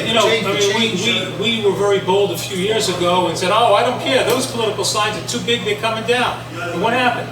We lost. We lost, and we ended up paying the guy $25,000. But the issue for the panhandle, Remember, started Phyllis? off with homeless people legitimately asking for help. Who cost us that? Hold on a second. The next issue, when it changed, became now people are using this as a business and they may not be homeless. The question I think you should ask of the chief is whether or not you want your guys pulling people over, ask for ID to find out if actually they are homeless or not. But suppose they don't have an ID on them. Well, I mean, again- he was doing that, But and again- that was determined to be harassment. I'm gonna be That was plain and that was blunt in the here. pot. That The was in the town pot. doesn't need, listen, we know who's homeless, we know who's not. The town does not need scum like Lloyd Baker in this town running this on the corners. I'm gonna be blunt, that's honest. My concern, I don't feel comfortable with the permitting process or some way restricting the ability to panhandle, because it is a constitutional right. But my problem, I think the big problem, I almost think the avenue to maybe solving this problem is, and I'll ask the solicitor his opinion on this. When a person interferes with traffic and they cause traffic to stop by walking out into the street and reaching into a car, even if the car chose to stop on their own, they are somehow taking part in the interference of the flow of traffic. And I believe that that is wrong, and if we were to pass an ordinance saying you can't do that, and that just so happens to be part of the process that this person's collecting money, we're not blocking the collection of money, we're blocking the blocking or the interruption of traffic. The problem is Al DiFiore's driving his car on 117. Sure. All right? Is it a moving violation to stop your car and give money or food to somebody? I'm not saying what Ed is doing is wrong, I'm saying if a person... He's compliant because he's actually part of the crime. The only reason, let's just assume for further discussion, the person actually is homeless. He's not doing it as a sham, he doesn't have a new car. He lives in the woods, all right? He's on the corner of 117 and Walnut Avenue. Al drives by and Al stops his car, waves him over. The guy's not in the street. The guy comes into the street now only because Al waved him over. Who gets arrested? I didn't say they got arrested. No. But again, listen, you have situations where people are out from jail I doing understand things that. on street corners, and we I have understand nothing to but stand on. you just can't stop a person. We will be in court, and believe me when I tell you, if you're just gonna stop everybody to check their IDs, all right? Let's get the SS and the Gestapo back. You can't do that. If you wanna do something to someone, pull into a parking lot, pull off to the side, but Listen. to stop on a road But causes a people problem. people stop on the road every single day for 1,000,001 reasons. You know, it was also in the article that if they're just panhandling, that's one thing, but if they're aggressive panhandling. That's different. That's completely But different. nobody And does, very Yeah, but few you need a people do complaint. that. But you can, exactly. And You if do. people You are gonna do. complain, And then you're one of the stopping reasons- them from panhandling. Yeah, and one of the reasons why they're on the corners every day is because people are giving them money. Right. Because they're good locations. Listen. And it said that too. You know, people have to And that's stop why they doing carry it. a sign. The recommendation is do not give these people money. I stopped That's what in they recommended in the paper on Joyles, Sunday. I stopped in Joyles a few months back. I had to get some alcohol, and I had to. I don't blame you. When I seen a certain individual, he had a 6-pack of beer and a pint of liquor, that cranberry cinnamon stuff, Fireball, whatever it was. He pulled out a roll. When I tell you, I want to go on the street. If he didn't have $3,000 on him, Oh, come on. all $100 bills, and it rolled like this out of his pocket, and his little dog with him, and a knapsack. So that's what he had for the week. How do you distinguish last Saturday, I stopped in the middle of the road, to give some money to the firemen that were collecting? Yeah, that's right too. But they get a permit to do that. Yeah. They have to come here and get a permit to do that. Yeah, true. They come here, it's They're on the making too agenda, much money, we they're approve not it. gonna But stop. being in the Do their middle of the hoop road job. and being on a sidewalk, and public sidewalk, are two different things. I think there's things that we could pass, like the aggressive type handling that we should reinforce. You would so that- need, that- you would that the need, chief has how the many, tools how to do something. many I think it's a business panhandlers- permit. How many panhandlers are there right now on a normal routine? You're seeing faces Five? you've never seen. Yeah, I mean, I think other communities have a bigger problem, I'm not saying that we don't have a problem. They cleaned up the. But I did wanna note that, you know, not a few months prior, we did arrest a couple that was, you know, going door to door and pretending to be someone they weren't. But we can't, I mean, check every panhandler at the side of the road to see if they have a legitimate story. I would be interested in looking at the Cranston settlement in federal court, what they settled and what was the outcome of that case, because I don't know the ins and outs of it. I know one of the things that in the ACLU's filing was they were consistently enforcing it while they're allowing, say, different groups to come and to solicit money for charity. And now they're cracking down on other people. The other issue was who aren't. the Terry stops, where they're investigating and, asking questions of someone that's done absolutely nothing wrong, with the exception of standing there. And the question now becomes, if you have to stop any of these people, you have to stop everybody. And they have no probable cause and no reasonable suspicion to stop someone that's just walking from their car. And if you want to stop that process, we'll be in federal court too. Well, the easiest way is permit them. Then the police have every right to say, let me see your permit, let me see your ID, let me see your license, who are you? How do you, Permit 'em. well, Let me ask you this. permit someone that does not have a commercial building to work on? Wait a minute, let me ask you How do this. you, how do you permit a vendor coming into town on a carnival? They've got something to sell. I mean, this person's got nothing. He's selling himself. All right, we can go on with this all night, but I think Fred hit the nail on the head right in the beginning. Fred just said you're working with who? Al? Whoever? The chief? Chief, if we put ordinances in place, the only question I have for you, are you and your department willing to enforce that? Well, I think we're obligated to enforce the ordinances that are on the books. But I need your support if we're gonna move something forward, is what I'm asking. Well, one thing I would ask is that we make sure it's constitutionally sound. Well, you're gonna be part of, you're gonna be That's part why of it's the group. there, and that's why. Well, yeah, and it has to be, you know, reviewed by attorneys, yeah, I kind of put me on the spot, not knowing what the. Well, Al's the ordinance is. attorney. Well, yeah, but I mean, not. Just found out. And chief, this is not a witch hunt. Yeah, we always No, You always get held in contempt, though, you gotta watch it. no, I mean, it's a tough question to ask, I mean, that's what we're here to do, enforce the laws. Okay. We do have discretion in some of the enforcement where we don't have 100% enforcement. But yes, we would enforce the laws, but it's hard for me to say yes without looking at, you know, at the ordinance that we're, you know, talking about. I just don't wanna reinvent the wheel and just spend money on things that other communities have already reviewed. That's why I think it's important to call the other communities and find out what they're doing.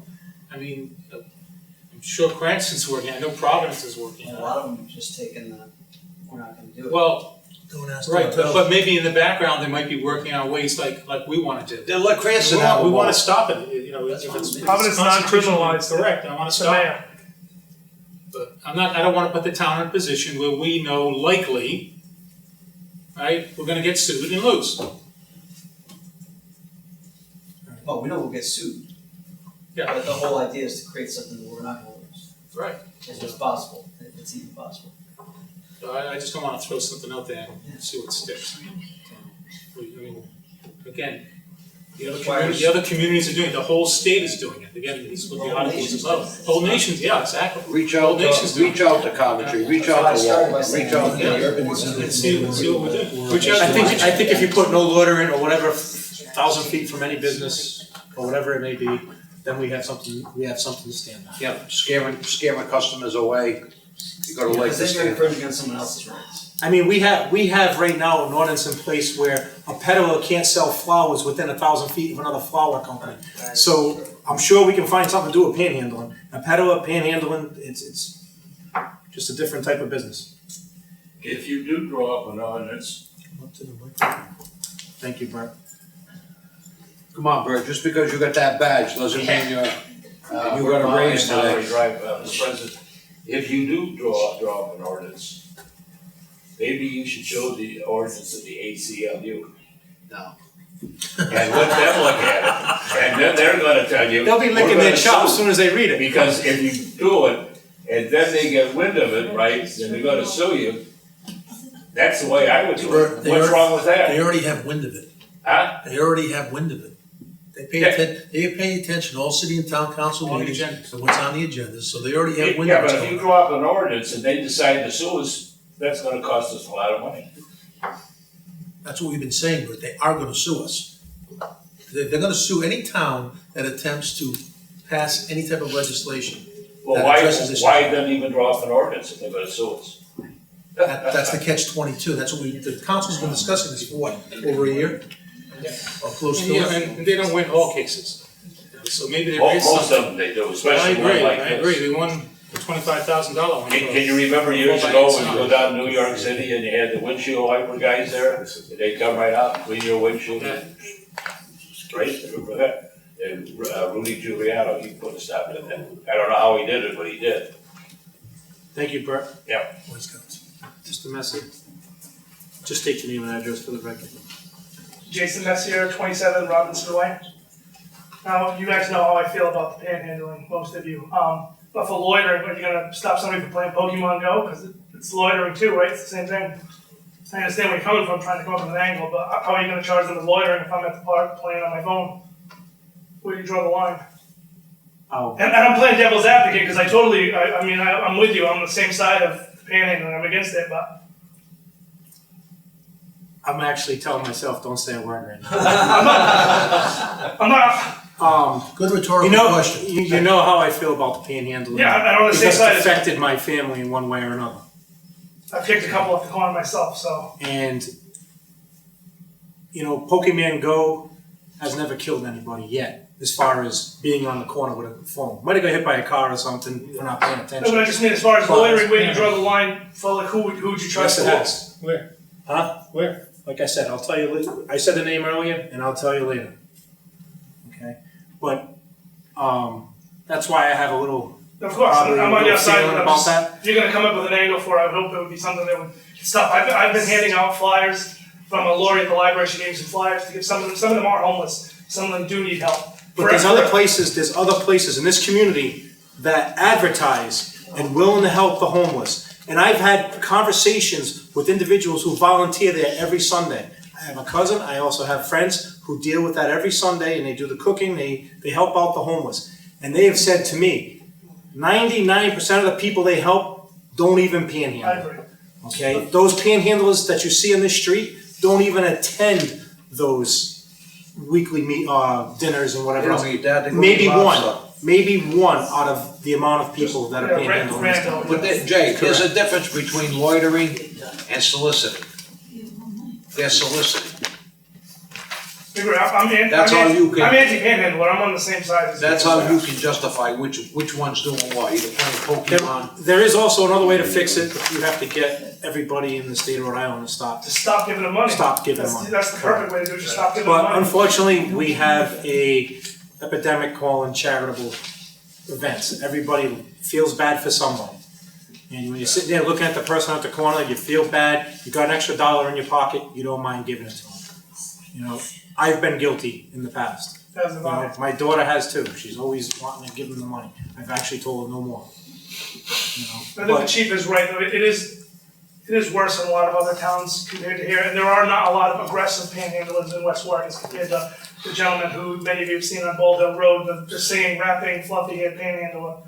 There's not as many of those here, but good luck with what you guys decide. Thank you. All right, Brian?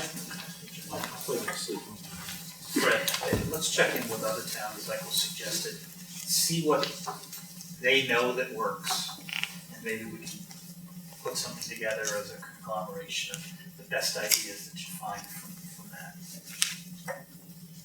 All right, any other questions on that? All right, next one's reallocation of certain pension board duties to the town of Arctic Westport. redevelopment. Oh, I'm sorry, Arctic redevelopment, I was skipping over you. That's gonna be another long one. Unfortunately, the attachment's not on here. What about here with this? There is no attachment. Arctic redevelopment, Sponsored by you. sponsored by me, but there was an attachment in the email. Yeah, the document itself. Do you have the document? No. Yeah, you got an email too. You got an email Yeah, to me we got an today, email. but it's not here. Bob? I'll try to be brief, I got good stuff anyway.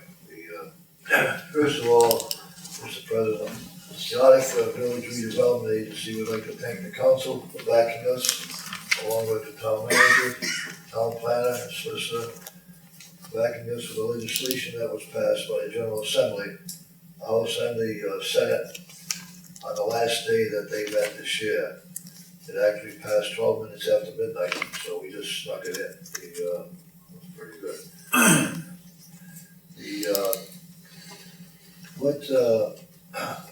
That legislation enables you to create a tax exemption and revitalization program. I'm going to have, or I would like to have, the town planner, Mr. Krull, explain the ordinance. He tweaked it, along with Fred and myself and the agency. But we think it's a good program. There were 3 drafts. We do realize that in order to get someone in to come to Arctic, we're gonna have to give. But the program that we have, the town is going to make money and they will make money. So, having said that, I'm hoping that, the next council meeting, if you review it, tweak it or whatever, I'm hoping the next council meeting we can get it approved, because the agency has many things to do after it's approved. Okay. Bob, I know Mark sent us one today. I did not get a chance to actually read that, but the one prior to that, that I got an email from you, I had time to review that. I just, going back to a few meetings back, I think it was 6 to 8 weeks ago, maybe a little longer, that the council was looking at, based upon size of project. We didn't want to have a postage stamp for every person for every business coming in. And I remember using, if I started a cab business again, okay, Friendly Cab, I have a 500 square foot building with a bathroom and a front office, or a CVS, or an entire block of retail shops.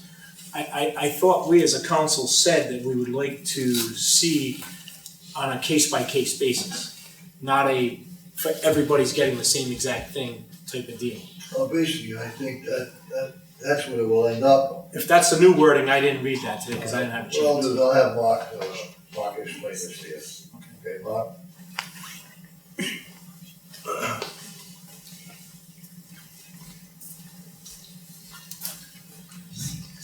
Council President, council members, thank you for this opportunity. As Bob had mentioned, and the council president also mentioned, some time ago, I think it was back around August 4th, the redevelopment agency asked me to send each one of you individually a copy of a proposed ordinance that the agency had been reviewing and looked at. And at that point, and at that meeting on or about August 4th, the redevelopment agency decided that they prefer to forward the ordinance in its form at that time to the council for individual feedback. Based on that, some emails went back and forth. I had a conversation with the Chairman Boyer, and I mentioned to him that some of the feedback that I had received was that the town was looking for, rather than a lump sum payment all at one time, some basis for a steady stream of income. As a follow-up to that, I believe Chairman Boyer, on or about August 23rd, sent an email to the full council. And I think President Gosselin, you responded to that email. I responded to that email. Basically, the council cannot be emailing you or whatever. That's correct. And breaks so, the open. So in that with that item that went out, there was a paragraph that went forward to the council, and you rightfully responded that if the council was to respond, it could be a rolling quorum. That would be a violation of open meetings law. Based on that, I guess this was docketed for this evening. Now, subsequent to that, I had some additional conversations. I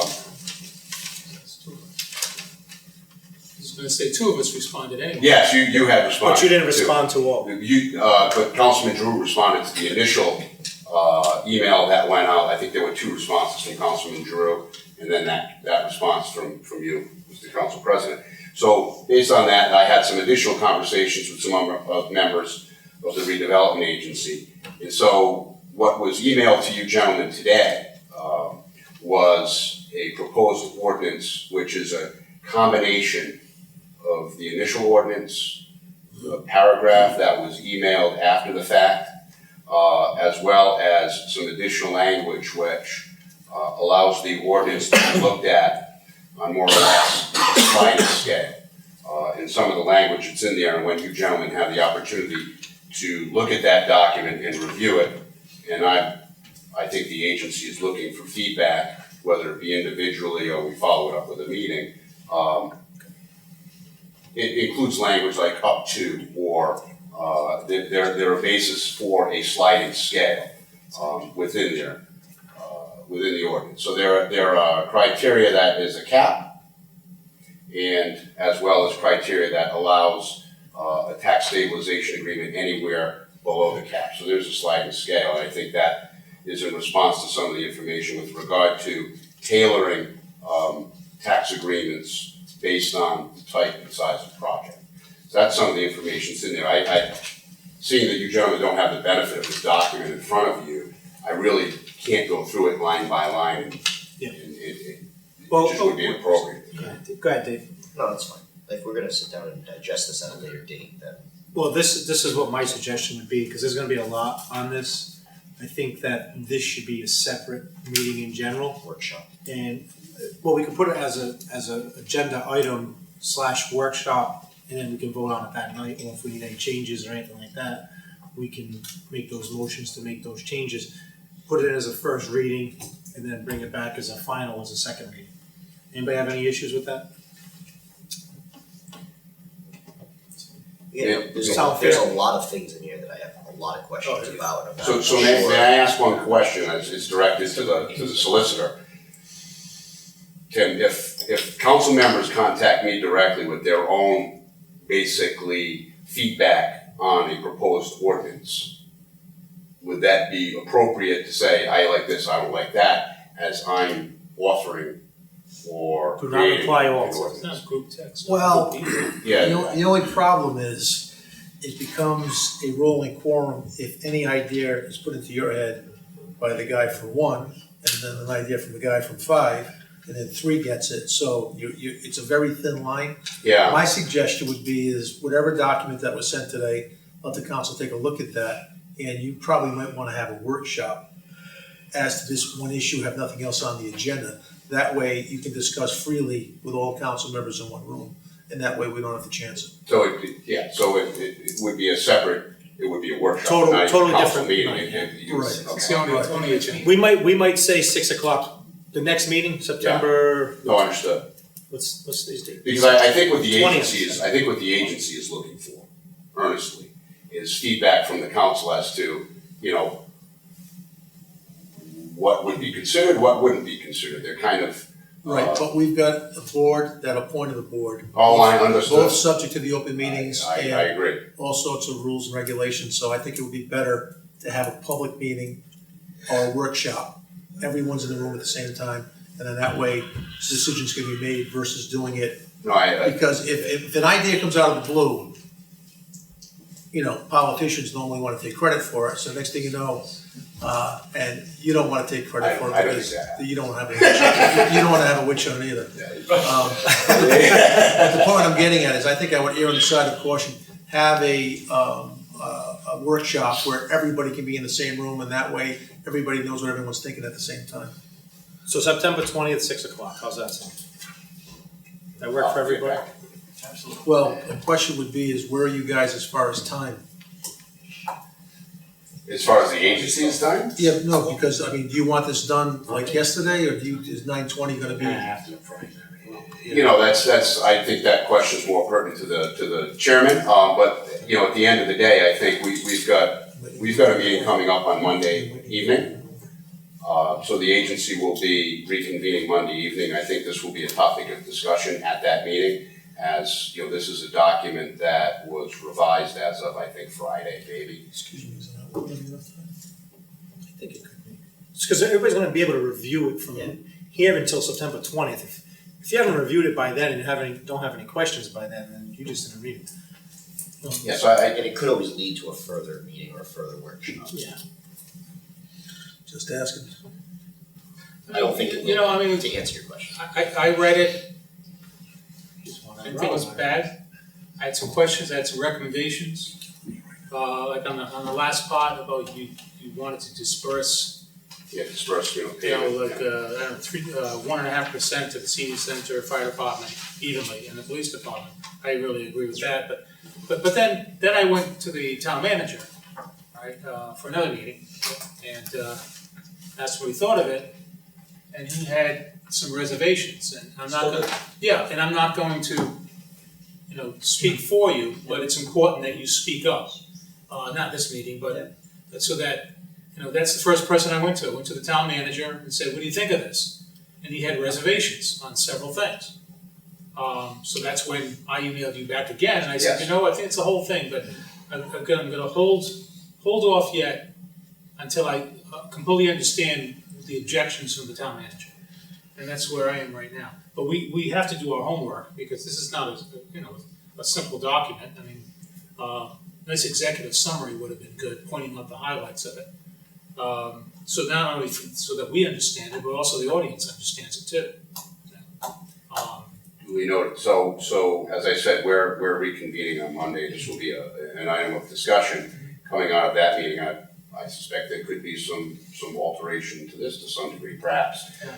If there is or isn't, what I would do is then I would, at your suggestion, I will provide you with an executive summary in bullet form, highlighting aspects of the ordinance. Yeah, again, I think it's important that the citizens know what we're doing here. It should be very open. Very, very important, so that, the typical person reading this, probably, I had to read it a couple of times, probably wouldn't understand it, so I think it's important that we do that for them and give them an executive summary so they understand what we're giving away, but also what we anticipate of getting for this. I understand that, and we've done our due diligence on this thing too, and make sure that it fits right. But the opinion of the manager weighs very, very heavily on this.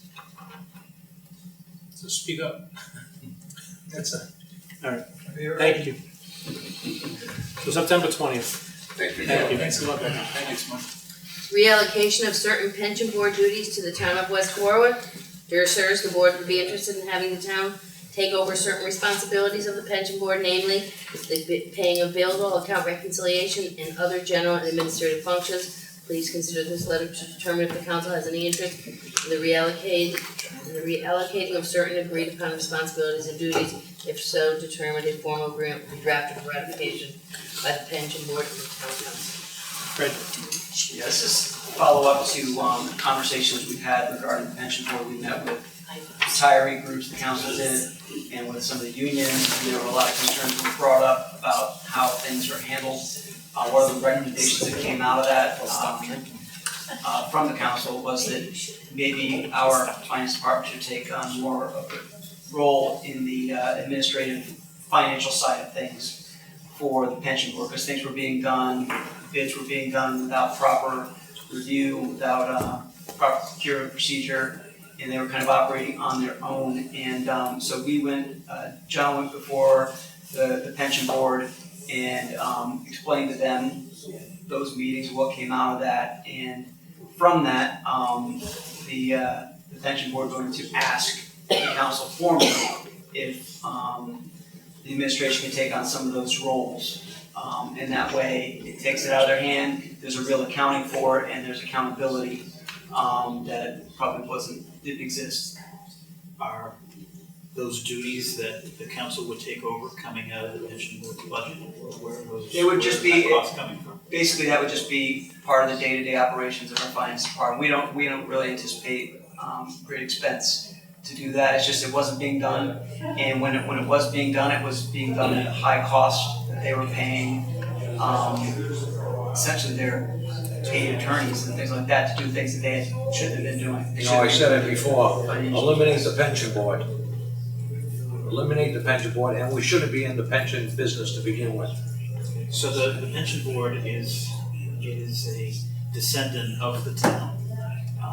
We would share the same, but I mean, we would share the same liabilities in either case. All we're doing is the administrative function. function. Basically, they'll be contracting with us to handle the administrative financial side of their operations, just to make sure the books are in order. There's no shifting of any kind of liability if anything happens. They make all decisions with respect to spending money. They do all just like the council Are we does gonna- what they do. well, that's So the we're other- not, we're not taking on any role of advising or in decision making. They maintain all that control. All we're doing is handling the administrative function to make sure everything is as it should be. Well, I know when this council met about 6 months to maybe 8 months ago, somewhere in there, that we wanted to stop putting a cap on their spending of some sort. Also a good idea. For instance, you know, people have come to us, as rightfully so, it's their pension, and have said the spending's outrageous. And, we look at previous years and say, yeah, the spending's right in line, but when you look at everything that was spent on, there was some waste going on. So I personally think that we need to stop putting a cap on the spending. Also, I believe that at least once, if not twice a year, they should be, the town employees should getting a report of what their pension is doing. I know at my place of business, we get a yearly report. We can actually log on to the website and it shows you, first of all, it shows you your 401k, shows you whatever else you have. And they can log on any given day. They should be able to see what their pension's doing at least twice a year in a report. It should be mailed to them or handed to them here at town hall or with their checks or whatever it may be. But that's something that I think the pension board needs to work on also. So that way nobody can say, well, I didn't know it was doing this. Well, you get a report, it's up to you to read it. So those are a couple of things that I think we should be working on, and I agree we should be able to keep an eye on the money, where it's going, and the finance department should be able to track that pretty easy. But again, I think we should put some sort of spending limit, like a budget, like we do every year, and make sure they live within that budget, so we know where they stand. The only suggestion that I would make is that, number one, there has to be a pension board by home rule charter. If the town was looking to change that, there'd have to be a charter amendment.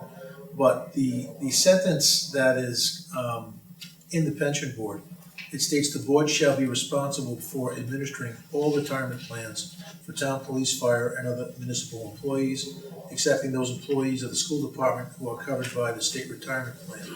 As such, any change that is contemplated by this town council, my suggestion would be is that would be in writing and be approved by both bodies, the pension board and the town council, so they would know specifically what the council's doing and the council knows specifically what they're doing, so there's no possibility of a different interpretation in the future if you have different people on both council and the pension board. You also gotta keep, there should be a pension board, because you gotta keep the politics out of the pension. And it's plain and simple, there's been people in the past, I don't like this person, I don't like that person, you know, let the pension board deal with it, kinda like our HR. The council should not be dealing with individual matters. I think that's plain and simple. Not micro. Yeah, macromanage, not micromanage. So does anybody else have a problem with that, or do you know, is there gonna be any fiscal impact on us at all? No, I don't see any impact. One of the biggest things, or one of the items they talked to us about was just even utilizing the requisition of the purchasing system to help administer and actually pay the bills versus sending the money and the request to Rockland for Rockland and we disperse it. We can do that through the system that we have. Once the pension board approves that a payment, because they'll still approve the payment or authorize the payment, then what we would do is Tracy would enter the requisition. I would approve it should the council decide that that's something I can do.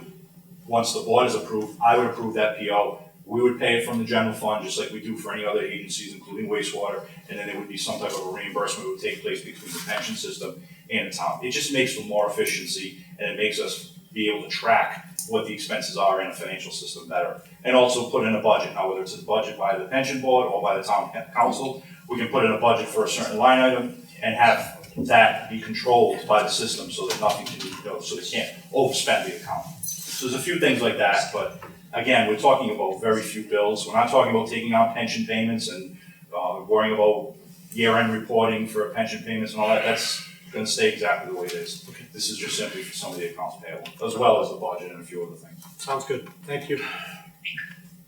Let's move on to the regular agenda. Minutes of the previous meeting, resolved that the minutes of the August 16th, 2016 town council meeting are hereby accepted. I'll move the resolution. Second. Moving second, any? No, there isn't. Aye. Any other conversation, any other discussion? Hearing none, all in favor? Aye. Opposed? Wow, they just shut No up. more conversation. It's just, yeah. Somebody hit a switch. Consent agendas, Screech. license application resolved that the consent agenda having been posted, all matters being referred to proper departments and being disposed of or awaiting recommendation, the same is hereby approved. I'll move the resolution. Second. I don't see any. There's no attachment. Yeah. No. I have them right here. Well, you know, So we can't. what is that, the license? Oh, no, Wait a no, minute. there are no. What no. happened, there were none, We pulled them down. and I advised them to put Oh. it down because they had individual social security numbers, date of birth, Well, all the applications. and to they get were them out. redacted. No. Well, yes, they were redacted. What happened was there was They weren't one redacted. page, there was one page that came through that it wasn't separated, so Paul didn't pick up that it was a social, it wasn't on our application. It was something he had sent in. It was just all the numbers. She redacted it on the application, but we don't redact anything else on the application because that was the choice of the town council. Oh, I got Well an over a earful year ago. that day, I called Mary Ann, they took Well, that care of it. wasn't, you know, I love how everybody says it's the choice of the town council. We've only asked you to redact the personal information. That was Socials. And so, well, that's just common sense, my social Yeah. shouldn't be on the internet anywhere. You know, it's a town matter, we should not have been posting anybody's social, but we've always did name, address, phone number, we've never redacted any of that. But again, I got the same phone call, I spoke to the individual, I think he's 100% right, his social was shown somewhere, It was a clerical error on our part. Hopefully it's rectified and, again, clerical error did happen and hopefully it's resolved now. Now, normally our private detective's license, and I had this conversation with Ed Sunday, lining up for the parade, that all these years, 10 years I've been on the council, and the many years he's been on the council, 13, that information, name, address, and phone number have always been there. But this individual didn't want, the only thing he wanted was his name, no address, no phone number, and whatever else it may That's be. public information. But that is public information. They explain that. I fully agree with him about his social and whatever else. I don't know every person who comes in here for a license, private detective's license background, who they worked for, or anything like that. I just know we go by the approvals of police and whoever else may approve those, and we make sure their taxes are paid, and that's the way we advertise it. So, I know Mary Ann on Friday took everything down for the license applications. I was told to take it. Yes, and, I don't, because at the time, all the stuff was out there, and we just wanted to make sure there's nothing else out there, or no more clerical errors. So we can't approve any of them? No, we can approve, because she emailed them all to us. Yeah, we got an email on every license. Yeah, I know that, but it's not. But you had to take them down immediately because we didn't know what else was out there. So to be safe, I know that, but how about the public and our requirements to publish this for the public? The public wants posted the to. licenses. Sure we do. We have to. I wasn't the first one. Requirement is to post the agenda Of course we item, do. post the notice, which was done. You post the notice. People have the right to know who's applying for these Right. licenses. You post the notice, you don't have, the backup information isn't part of the notice. Okay, so you don't have to. No, for example, if The application should be on there. Right, no, but the point is, on the agenda, you don't have to have the No, application, you just need the name. you just have the name. But we don't have that. That's what we do. So, I just don't know how we can vote for something that The the public has license, to the see. license applications, And if you tell us we can, fine, but I don't well, understand. right now, how we no, do it's because it's not on the agenda. All you have is license applications, there's no Is there any names, businesses on there besides? nothing, there's no It names. was in the email, but we There's got, this. No, I know, but not this.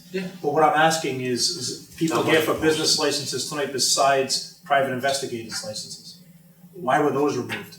It was one whole thing, so it all has to be done. You know, just kick them over, everything was removed. Vote on next meeting.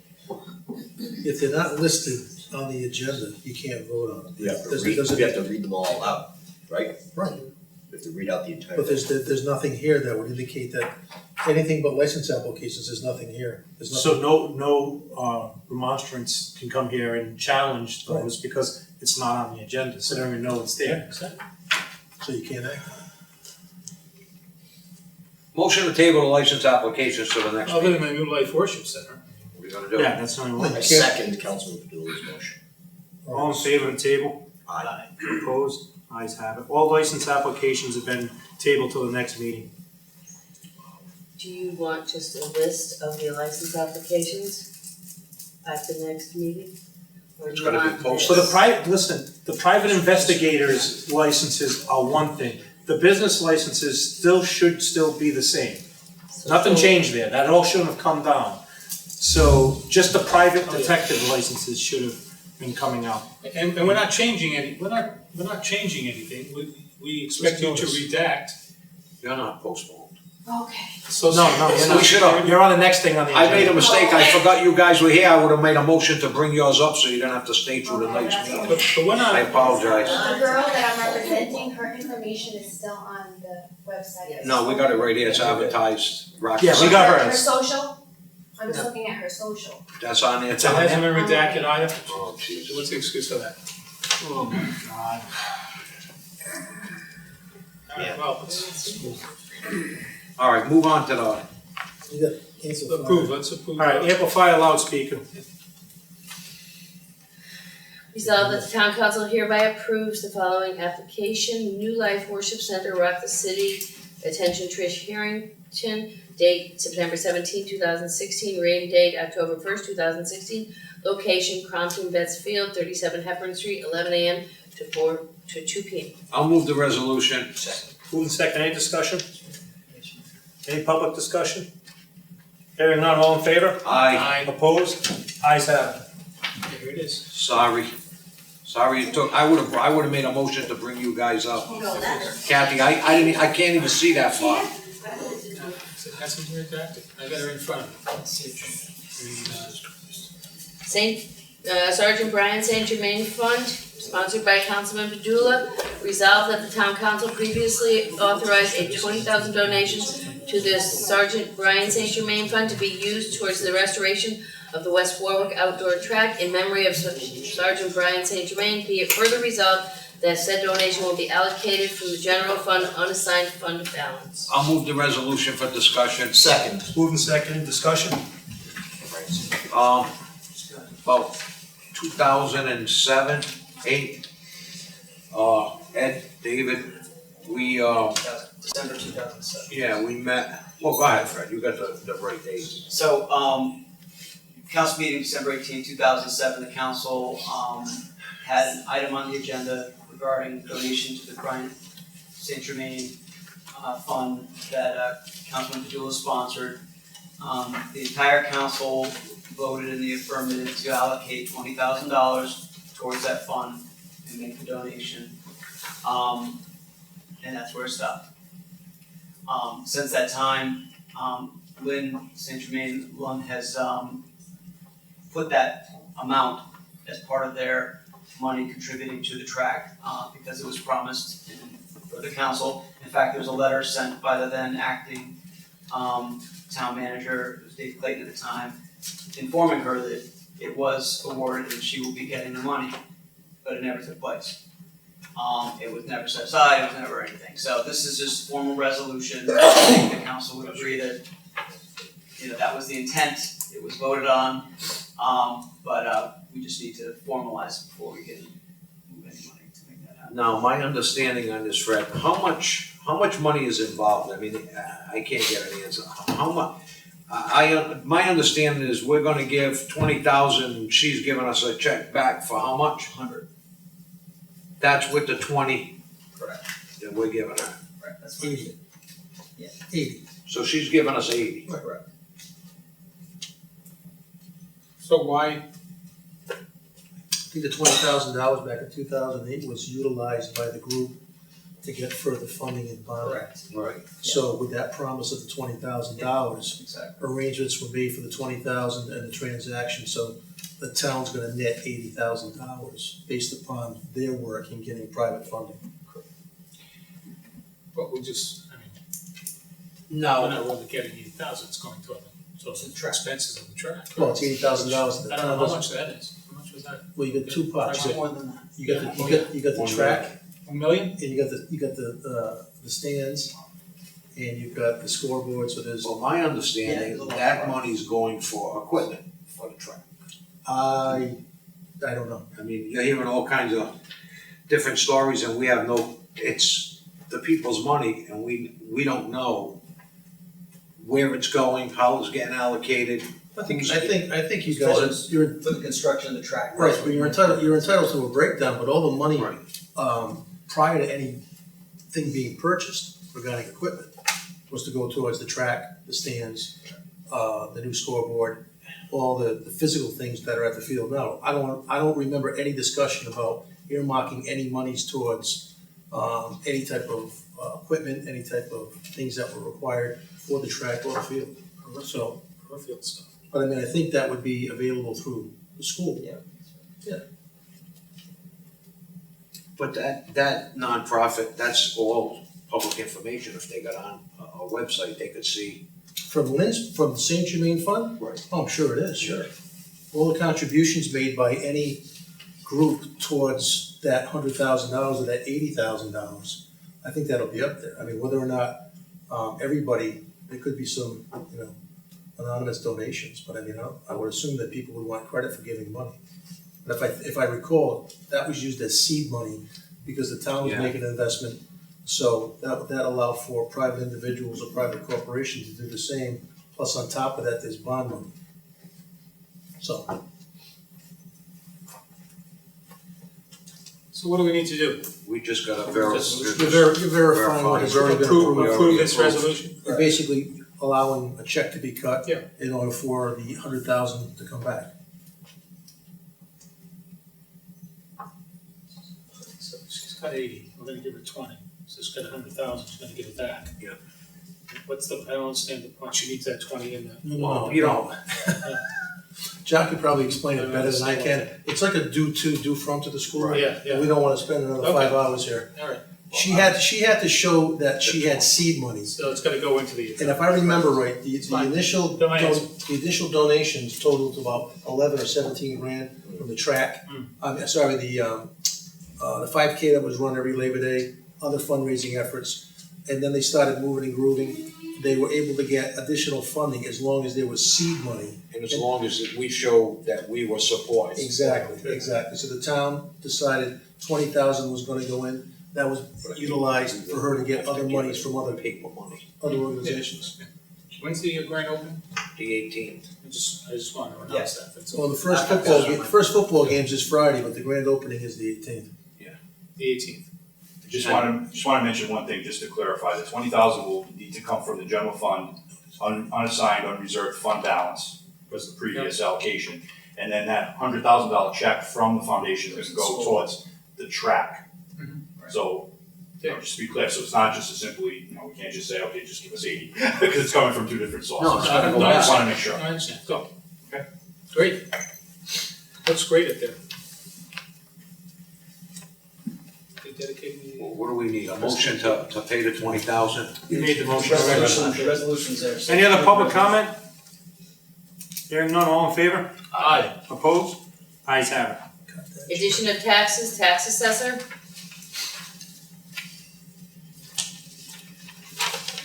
Resolved that the attached additions in the amount of $32,088.79 presented to the tax assessor for approval of the town council in accordance with Article 25, Section 5 of the West Warwick Code of Ordinances is hereby approved. The original list is on file in the office of the tax I'll assessor. move the resolution. Second.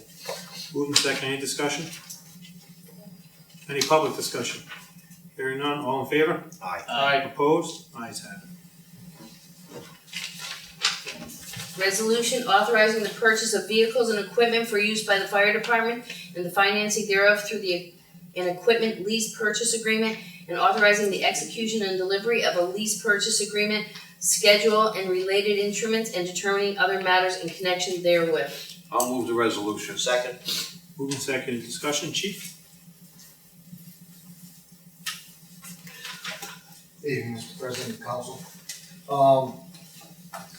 We're getting to the home stretch of our apparatus and equipment clean that we talked about in budget workshops. And I stand before you tonight to have you approve our request to lease purchase a new pumper and a rescue. And this was all discussed and planned ahead in the budget when we originally. That is correct. I just want to point out, as part of the budget conversation, we had discussed a plan for the rescue billing fund. So this is coming from that rescue billing fund, it's not coming from the general fund. Excellent. But we did have the conversation during the budget session, because by using the funds from that fund, the general fund does not have to bear the expense. Awesome. And I remember at the time, we were very happy and pleased with that new philosophical change. Good. Any other questions for the chief? Any public comment? $500,000, chief, make it last. Well, Cheese, I didn't wanna get too wordy in this, No, but that's fine. we made this truck a little sturdy with the undercarriage. As you know, what happened to our engine 4, which is in Wisconsin right now, being repaired for frame rotting and all that, so we They took call it steps power to. washing. Well, That's what they call it. Maintain it. that is correct, and some of the chemicals that it doesn't affect. But right now, Dave did buy a solution that he's already been treating the trucks with. What is it called, Dave? I forget the name of it, but it's a corrosion prohibitive. Yeah, we're treating all our trucks, DPW trucks, fire trucks right now, our apparatus to slow down this process of what they put on the roads in the winter. Rust happens. I'm going through it now. I power wash my truck every week, Angelo. But that's where you And can't my get oil at it, pan's Dave. rotting away. Dave, well, where you can't, in the crevices, Even in the power the channels, crevices, you can't get in it, and that's what, No, I that's know. where it'll accumulate. I want a person, yes, yeah, we, with the new truck, we, added, all galvanized chassis, tank rails, for the water tank.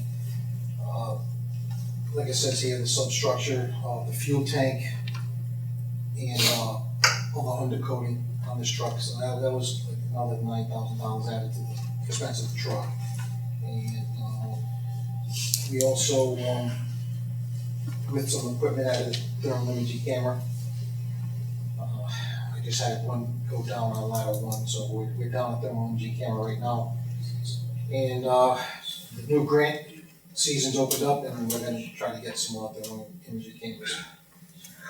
But I wanna thank, I would like to thank the council for, going with my vision and plan, and the manager and the finance director for their help with this.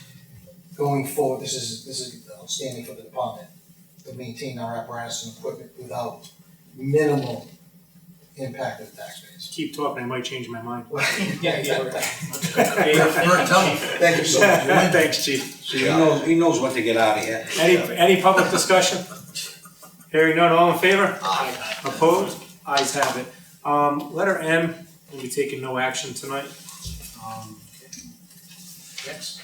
Right, an ordinance, We're gonna take no action on that one either, right, Al? No action on And- NRO, you created the traffic committee, they're meeting at 11 o'clock Thursday, and these two items are on their agenda to come back with the report. We're on P, let's go. ordinance number 2016-8, second reading sponsored by town council as amended, an ordinance amending chapter 11 motor vehicles and traffic, section 34, routes where trucks prohibited of the code of ordinances of the town of West Warwick. Move the ordinance. Second. Move in second, discussion. Wakefield Street has been added. Yeah, you're gonna hate me. No, you don't have to add this street, but chief, one thing that's been brought to my attention is Central Street on the side of the 611 or whatever that may be now. They're coming, the 18 wheels are coming up through that back neighborhood onto Bridge, they're coming up Central and trying to get onto Bridge. And I guess twice now, we've had to have police officers come in and assist them to get out. So if we can put no through trucking, possibly through, Central Street. I would make a suggestion that To on add that it? one, refer to the, so you don't hold this one up. Yeah, that's what I mean. Refer- That's why I said you don't have to add this one to the street. No, send a letter to the traffic committee and Okay. let them make a No true recommendation trucks. back to you. I'll take care of it. Thank you. Town manager's Wait a minute, any other discussion? Roll call, Brian? Yes. Angelo? Yes. David? Yes. Ed? Yes. And I vote yes. Thank you, gentlemen. Thank you. Town manager's report? Just a few things real quickly, anyway, shut up. The, turbines are up and running since the 5th, and, early production numbers for this first month are running really good. We're probably closing in on megawatt already, for the 3 turbines combined, so, it's running ahead of where we'd be projecting for the first month, and that's all's well so far. We have URL yet? They're still working on the connection issues, but yeah, it's Cox, you know, they're real tough. Don't blame us. Oh. Video streaming equipment will be installed next week, John, right? Right. So we'll have everything online for the Same, next same meeting, equipment. so we should be Good. back online. Next edition, not right now, no. No, we'll get a, It's down, yeah. We have this camera recording, which will be loaded. That'll be I was gonna loaded- that'll be say, loaded onto the Granicus Yeah, we're site. gonna upload They're that gonna once convert we it, have upload this it, okay. server back up. Well, somebody's, so they're not seeing it live, are they hearing it? Because No, it's not on. I'm getting text messages about things that are going on in this meeting. Yeah, sorry. That's him. What are you taping? No, and updates, but not audio. Oh. The people need to be informed. That's right. Next edition of the newsletter will come out this week. It's delayed with vacation schedules, but that'll be coming out this week. We're gonna be talking about some of the upcoming events. Tim mentioned the Friday Night Lights, the first game is this Friday, and there'll be a dedication of that game to Jim Williamson. So any council members that are available to attend, they'd like you to be out on the field with school committee members and others for that dedication. Was it Friday? Yeah, Friday. And I did send you an email. Yeah, you're not. And I text Tim, I'll be out of town for work, I'll be back Saturday, so. I'll be there. Game starts at 7, the ceremony's gonna be at halftime. Okay. So 7 o'clock's the I'll game? be there, Fred. Okay. You sent us, Yeah, I did. I sent Tim, everybody you an said update. game at 7, ceremony at halftime? Yeah. And then the track dedication will be on the 18th at 10 a.m. You should all receive that too. October 22nd is our official date for the West Warwick Community Appreciation Celebration. As we're going to have at River Point Park. It's going to be fireworks, going to be band, it's going to be food truck rally, it's going to be a pumpkin derby, school band is going to be playing as well. So we are working on some final details, but everybody should come, and I think it's going to be a great night. So, and the final blankets. Bring your blankets, might be a little chilly. And Karaoke. the final item is that the next morning is the dedication for the Station Fire Memorial Park on October 23rd. And I'll shoot out the time and specifics once that gets ironed out, but that date, if you can save that date. Because what day is that? Sunday. You'll email us anyway. That's all I have. Any questions for the town manager? Thank you, Fred. Finance report? Just have a couple of items I wanted to mention to the council. At the last meeting, the auditor for the next 3 years, Markham was awarded for your approval the last meeting. They will be working at the school department during the month of September. They'll move over to town hall in October, and we're working towards meeting the deadline of December 31st, which has not been done by this town in 4 or 5 years. So we're working this year to get back on that schedule, which is what the Auditor General pretty much requires, but has allowed us extensions for the previous year. So we're working this year to actually have that be on time, issued by the end of December. Just to tell you quickly, as far as the collections that we did have in the month of July and August, we are allowed to accrue back 60 days of collections, and we did have a very large payment come in regarding the Keys Way property. It was approximately $280,000. That's revenue, tax revenue we can accrue back to last year, so that was a big bonus. In addition to that, it's also putting that property at Keys Way back on the tax roll. Taxes are paid current, and we're waiting for a plan from the developer that purchased it to actually tell us what his plans are for the site. So that was great news. In terms of collections, we now have Rossi Collection Services online, working with us for a few meetings ago, and Rose has been working diligently to get all the accounts to them, including a lot of the motor vehicle tax bills that we have not been able to collect for many years, including up to 2015. So we're being very aggressive. She's working diligently, like I said, to be aggressive with getting them as much information and taking full advantage of what collection services they can offer us to try to boost our delinquent tax revenue. Thank you. Ward reports? Been working with a couple of residents with concerns over berms instead of the curbings. Folks weren't real happy with that. Just been in discussions with a couple of folks. Did get a nice piece of news that 82 Crossbow Lane, which was an abandoned home, is now back in service. It was purchased by some folks and they're doing some renovations, so one less unkempt property taken off the rolls. Pretty quiet in 4, just dealing with, like you said, some berm situations, some issues with the roads going in. Obviously, we have the Crompton Fishing Pier, which is currently being worked on. I had a chance to go over to the site when it was a dump like it was before originally. I had a chance to go to the site after it was cleared by the excavation company, if you will. And then I just drove by the site the other day, and now there's a crane on site, and there's some big parts there that looks like it's about to get done. I've been taking as much video tape recordings as I possibly can. I was telling some of the people on the council, I recently bought a quadcopter with a video camera, and I've been trying to get as much footage as I can for these things, just so that we can go back and see the evolution of these projects over time. So I've got some good videotape, and I look forward to it being done, because I think people are gonna be absolutely blown away when they see the site, the water and the trees and everything that's right over there on the other side of it, but. Do we have a set of plans for that we can put online? We do, I'm gonna have Mark scan them tomorrow. Somebody, I put you in there today, somebody was asking about it, and I told him, I pointed them to both of you. And it's a pretty small site, so it's not gonna be a Not great much. huge park or anything, but No, but basically there's. show them what's going on. Yeah, so the pier itself, the boat launching It's a area, nice kayak addition. launching area. It's a very, very nice Little addition. parking area, some green area, it's gonna be nice, it's a great asset. I got my canoe, I wanna try it out when it's done. Alright.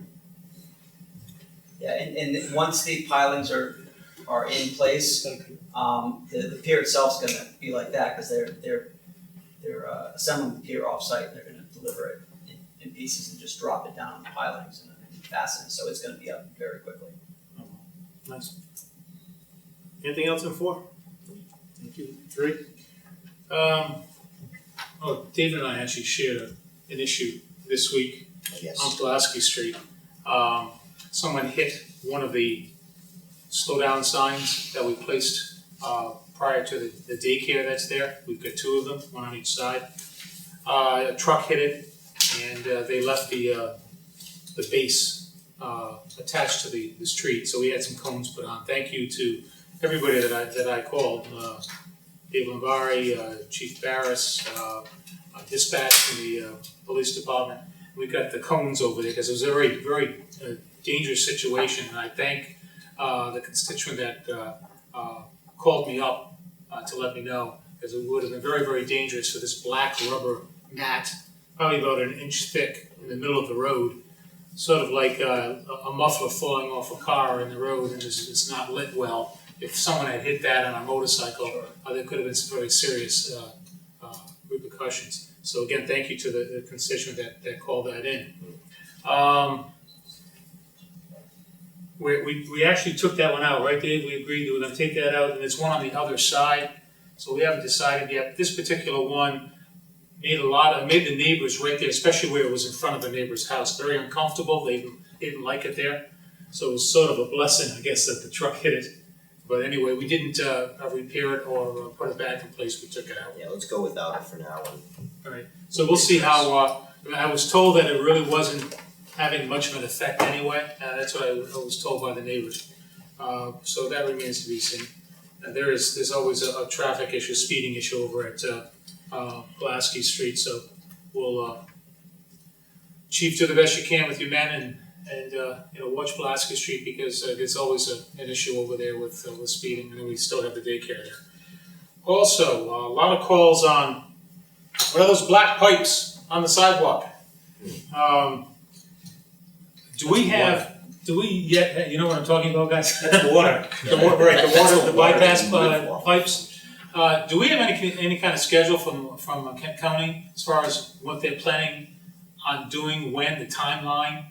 Or is this just gonna be, they're gonna do everything at once? I mean, it's gonna be a mess when they start, already it is when they're working. It's gonna be a mess. They're doing 117, they're doing Factory Street. I mean, come on. Wrap it all up. Yeah, but they can't. I know that, but that's like the heaviest traffic in the morning is right there. Dave can probably speak to it. We have plans for bypass, for detours. Those will freeze in a second. Yeah, they coordinate all those. Yeah, okay. First of all, you gotta remember, black pipes matter. Yeah. Anyway,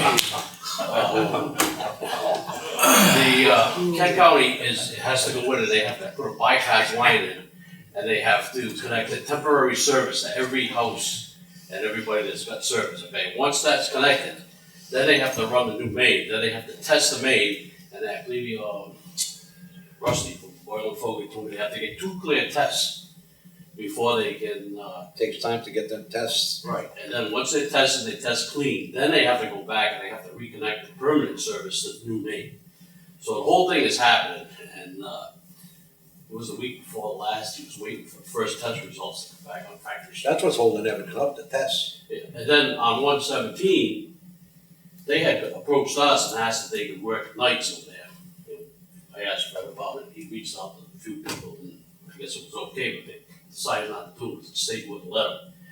The state wants them to stop over Yeah, there. the state works at night, so Well, I Wouldn't they understand. appreciate that? But they, That would minimize the traffic problem. right, but the state wants them to go in at 7 o'clock in the morning, uncover the hole that they're working in, work for like 4 hours, and then recover the hole so that it's all closed up by 3 o'clock in the afternoon for the traffic. So they only get like 4 hours a day to work. So, you know, that's what's holding the whole thing up. Yeah. But once they get all that in, get tested, they'll make their connections, and then you'll see it go by, and they all the temporary patching in, that the next year, the restoration crew will be in to fix the roads. All this So- before the first snow. Well, you can't let those pipes from the ground freeze. No, they gotta go, Yeah, they're the one. Hopefully. They had know one that. like that, and I never Yeah. thought they'd finish, and then 1 week they buried them all, they were done. Yeah. That's right. So, they'll get it done. Don't go far. Okay. Dave, don't. That's what I'll tell everybody, man. Don't go far. Saving your knees. Yeah, they don't go far at all. And that is, that's it for Ward 3. All right, Ward 2. I know I sent out an email about crosswalks. Dave, I know you said you're gonna call the state today, but is there a way we can get an inspection of all our crosswalk, not just the crosswalk devices, but the crosswalks? I did get a couple of complaints about the crosswalks have some big gaping holes in them in certain areas. I'm gonna actually speak to the individual, not tomorrow, the day after. What do you mean? Like, first of all, Potholes? yeah, the parade this weekend, we've had a couple people fall in a couple of potholes during the parade. But specifically, the crosswalk over here, the buttons weren't, the time is off on 117 in Dave and Ed's ward on the corner, and Angelo's actually, it's all on that one, the buttons are all broken, so they're not working. The only times I called the state with that since Bernie got rest his soul, died, I can't And get out. they're also stating, and I'm waiting for them to get me all the information. This person actually lives on Ashenball, and they do a lot of walking. That's all they do is walking. And she said she'll let me know the crosswalks that actually have potholes in them. So when you're walking across, if they're not really paying attention walking across, they step in a pothole, twist the ankles, and doing whatever. So can we get the state to actually do an inspection of all the crosswalks on the state roads around here? Funny you mention that, because just last week I had the state in my office so that we could discuss East Main Street and a couple other areas. Yep. And they're down to 7 people at Midstate. And they were telling me that the state is thinking about closing Midstate and combining them with another group over here in Coventry.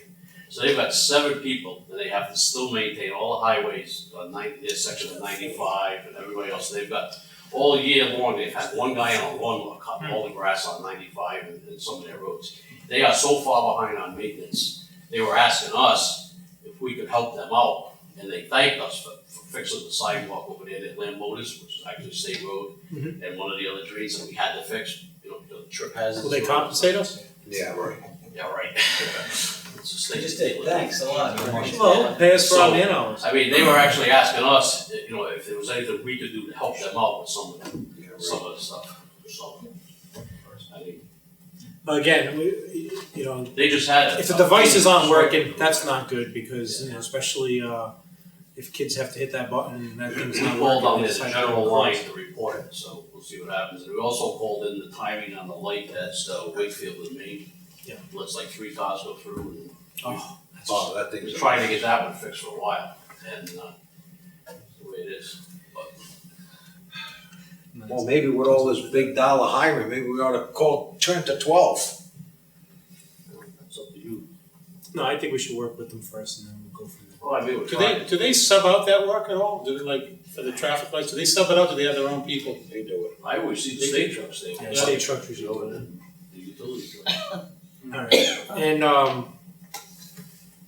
Exit. that's all I really have. I know that was one of the big issues. There was another one too, but I just haven't. The lights just going. One, Just the roads getting done, then we're all fine. Dave, just where they're doing Wakefield Street, where they opened again to do the services after they were done. Them islands that we grassed, that trees that they whacked out near the cemetery and the golf course where they destroyed all that, We were just there today looking at those. that's gonna be all put back We're to actually where. gonna take pictures of them so that when the project is Because they done, we can say, destroyed- this is what you did, fix Yeah. it. They destroyed all that, they parked all their heavy equipment on there. Now there's gonna be, they were digging holes down on Astor Street that was for the water. That's why we held off on your road bond, because they're doing They're water mains doing- on your whole area down They're there. doing all them streets down there, they got a time frame on that, because they shut down a lot of businesses when they were doing that whole day. But they did work fast, but I don't know the if tile guy, that's he on went like crazy, 15A or 15B, so they're behind, so. Giovanni's down there, he went crazy, I mean, he couldn't get customers down there, 5 or 6 cars to go out. Wait until they start 117. 45 That- businesses down there, everybody's they gonna shut go right around. off.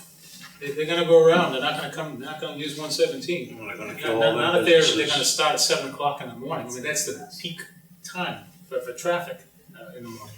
Not to mention, New London Avenue, and they're all gonna go down 33 probably, coming that way. We signed off on the overnight. Yeah. Do it. Um, Why don't we talk, can't we talk to some of our reps Yeah. about that? What else did I have? I guess that's it. I did have one last thing, and it affects actually Ed, myself, and actually everybody. Cub Scouts Pack 1 Arctic, they're recruiting, but I also told asked where they can hang signs to talk about their recruiting. I said you can come to town hall and put one on the board here. Chief, if they can put one maybe at the youth center, just to get more involvement into the local Cub Scouts. They just asked me for, I gave them here, the library, and the youth center for the 3 different locations, but, so if they happen to come in and ask to hang them up, if anybody can assist them in town hall or at the youth center. That's the last thing I knew, that was the other thing. Upcoming appointments, Juvenile Hearing Board, one with term to expire 12/15, Patuxent River Authority, 1 3-year term, Recreation Committee member, 1 Board 3, Planning Board, 1 5-year term, Sewer Use Tax Board of Review, 1 3-year term, West Warwick Housing Authority, 1 5-year term, Zoning Board of Review, 1 5-year term, Development Commission, 6 openings, 4-year term, Technology Committee, Ward 2, Ward 3, Ward 5, 2-year terms, Arctic Redevelopment Commission, 1 2-year term, Pension Board, 3-year terms. Public comment? Public comment. I just wanna bring up one thing. Earlier tonight, I have a habit of when I see a town employee or whoever, maybe department head, and I think I see one person back that I spoke to yesterday, just standing on the curb. I always seem to ask how everything's going in town, or how's everything going in the department. And I gotta say, I've gotten a lot of positive feedback, for the most part. So, I wanna give kudos to all department heads and all employees who are working to make this town better. And, one thing that, Fred, I know you've worked hard towards, and I think this council and everybody else has worked hard towards keeping a positive attitude. We're trying to get our residents to be positive about West Warwick, our employees, everybody. And, so again, kudos to everybody making that happen. And, keep it going. Motion to adjourn. Second. Wait, anybody else in the public want to say anything? All right, I have a motion to adjourn. In a second. All in favor? Aye. Opposed? Ayes have it. Thank you. West Warwick, will be on the air tomorrow.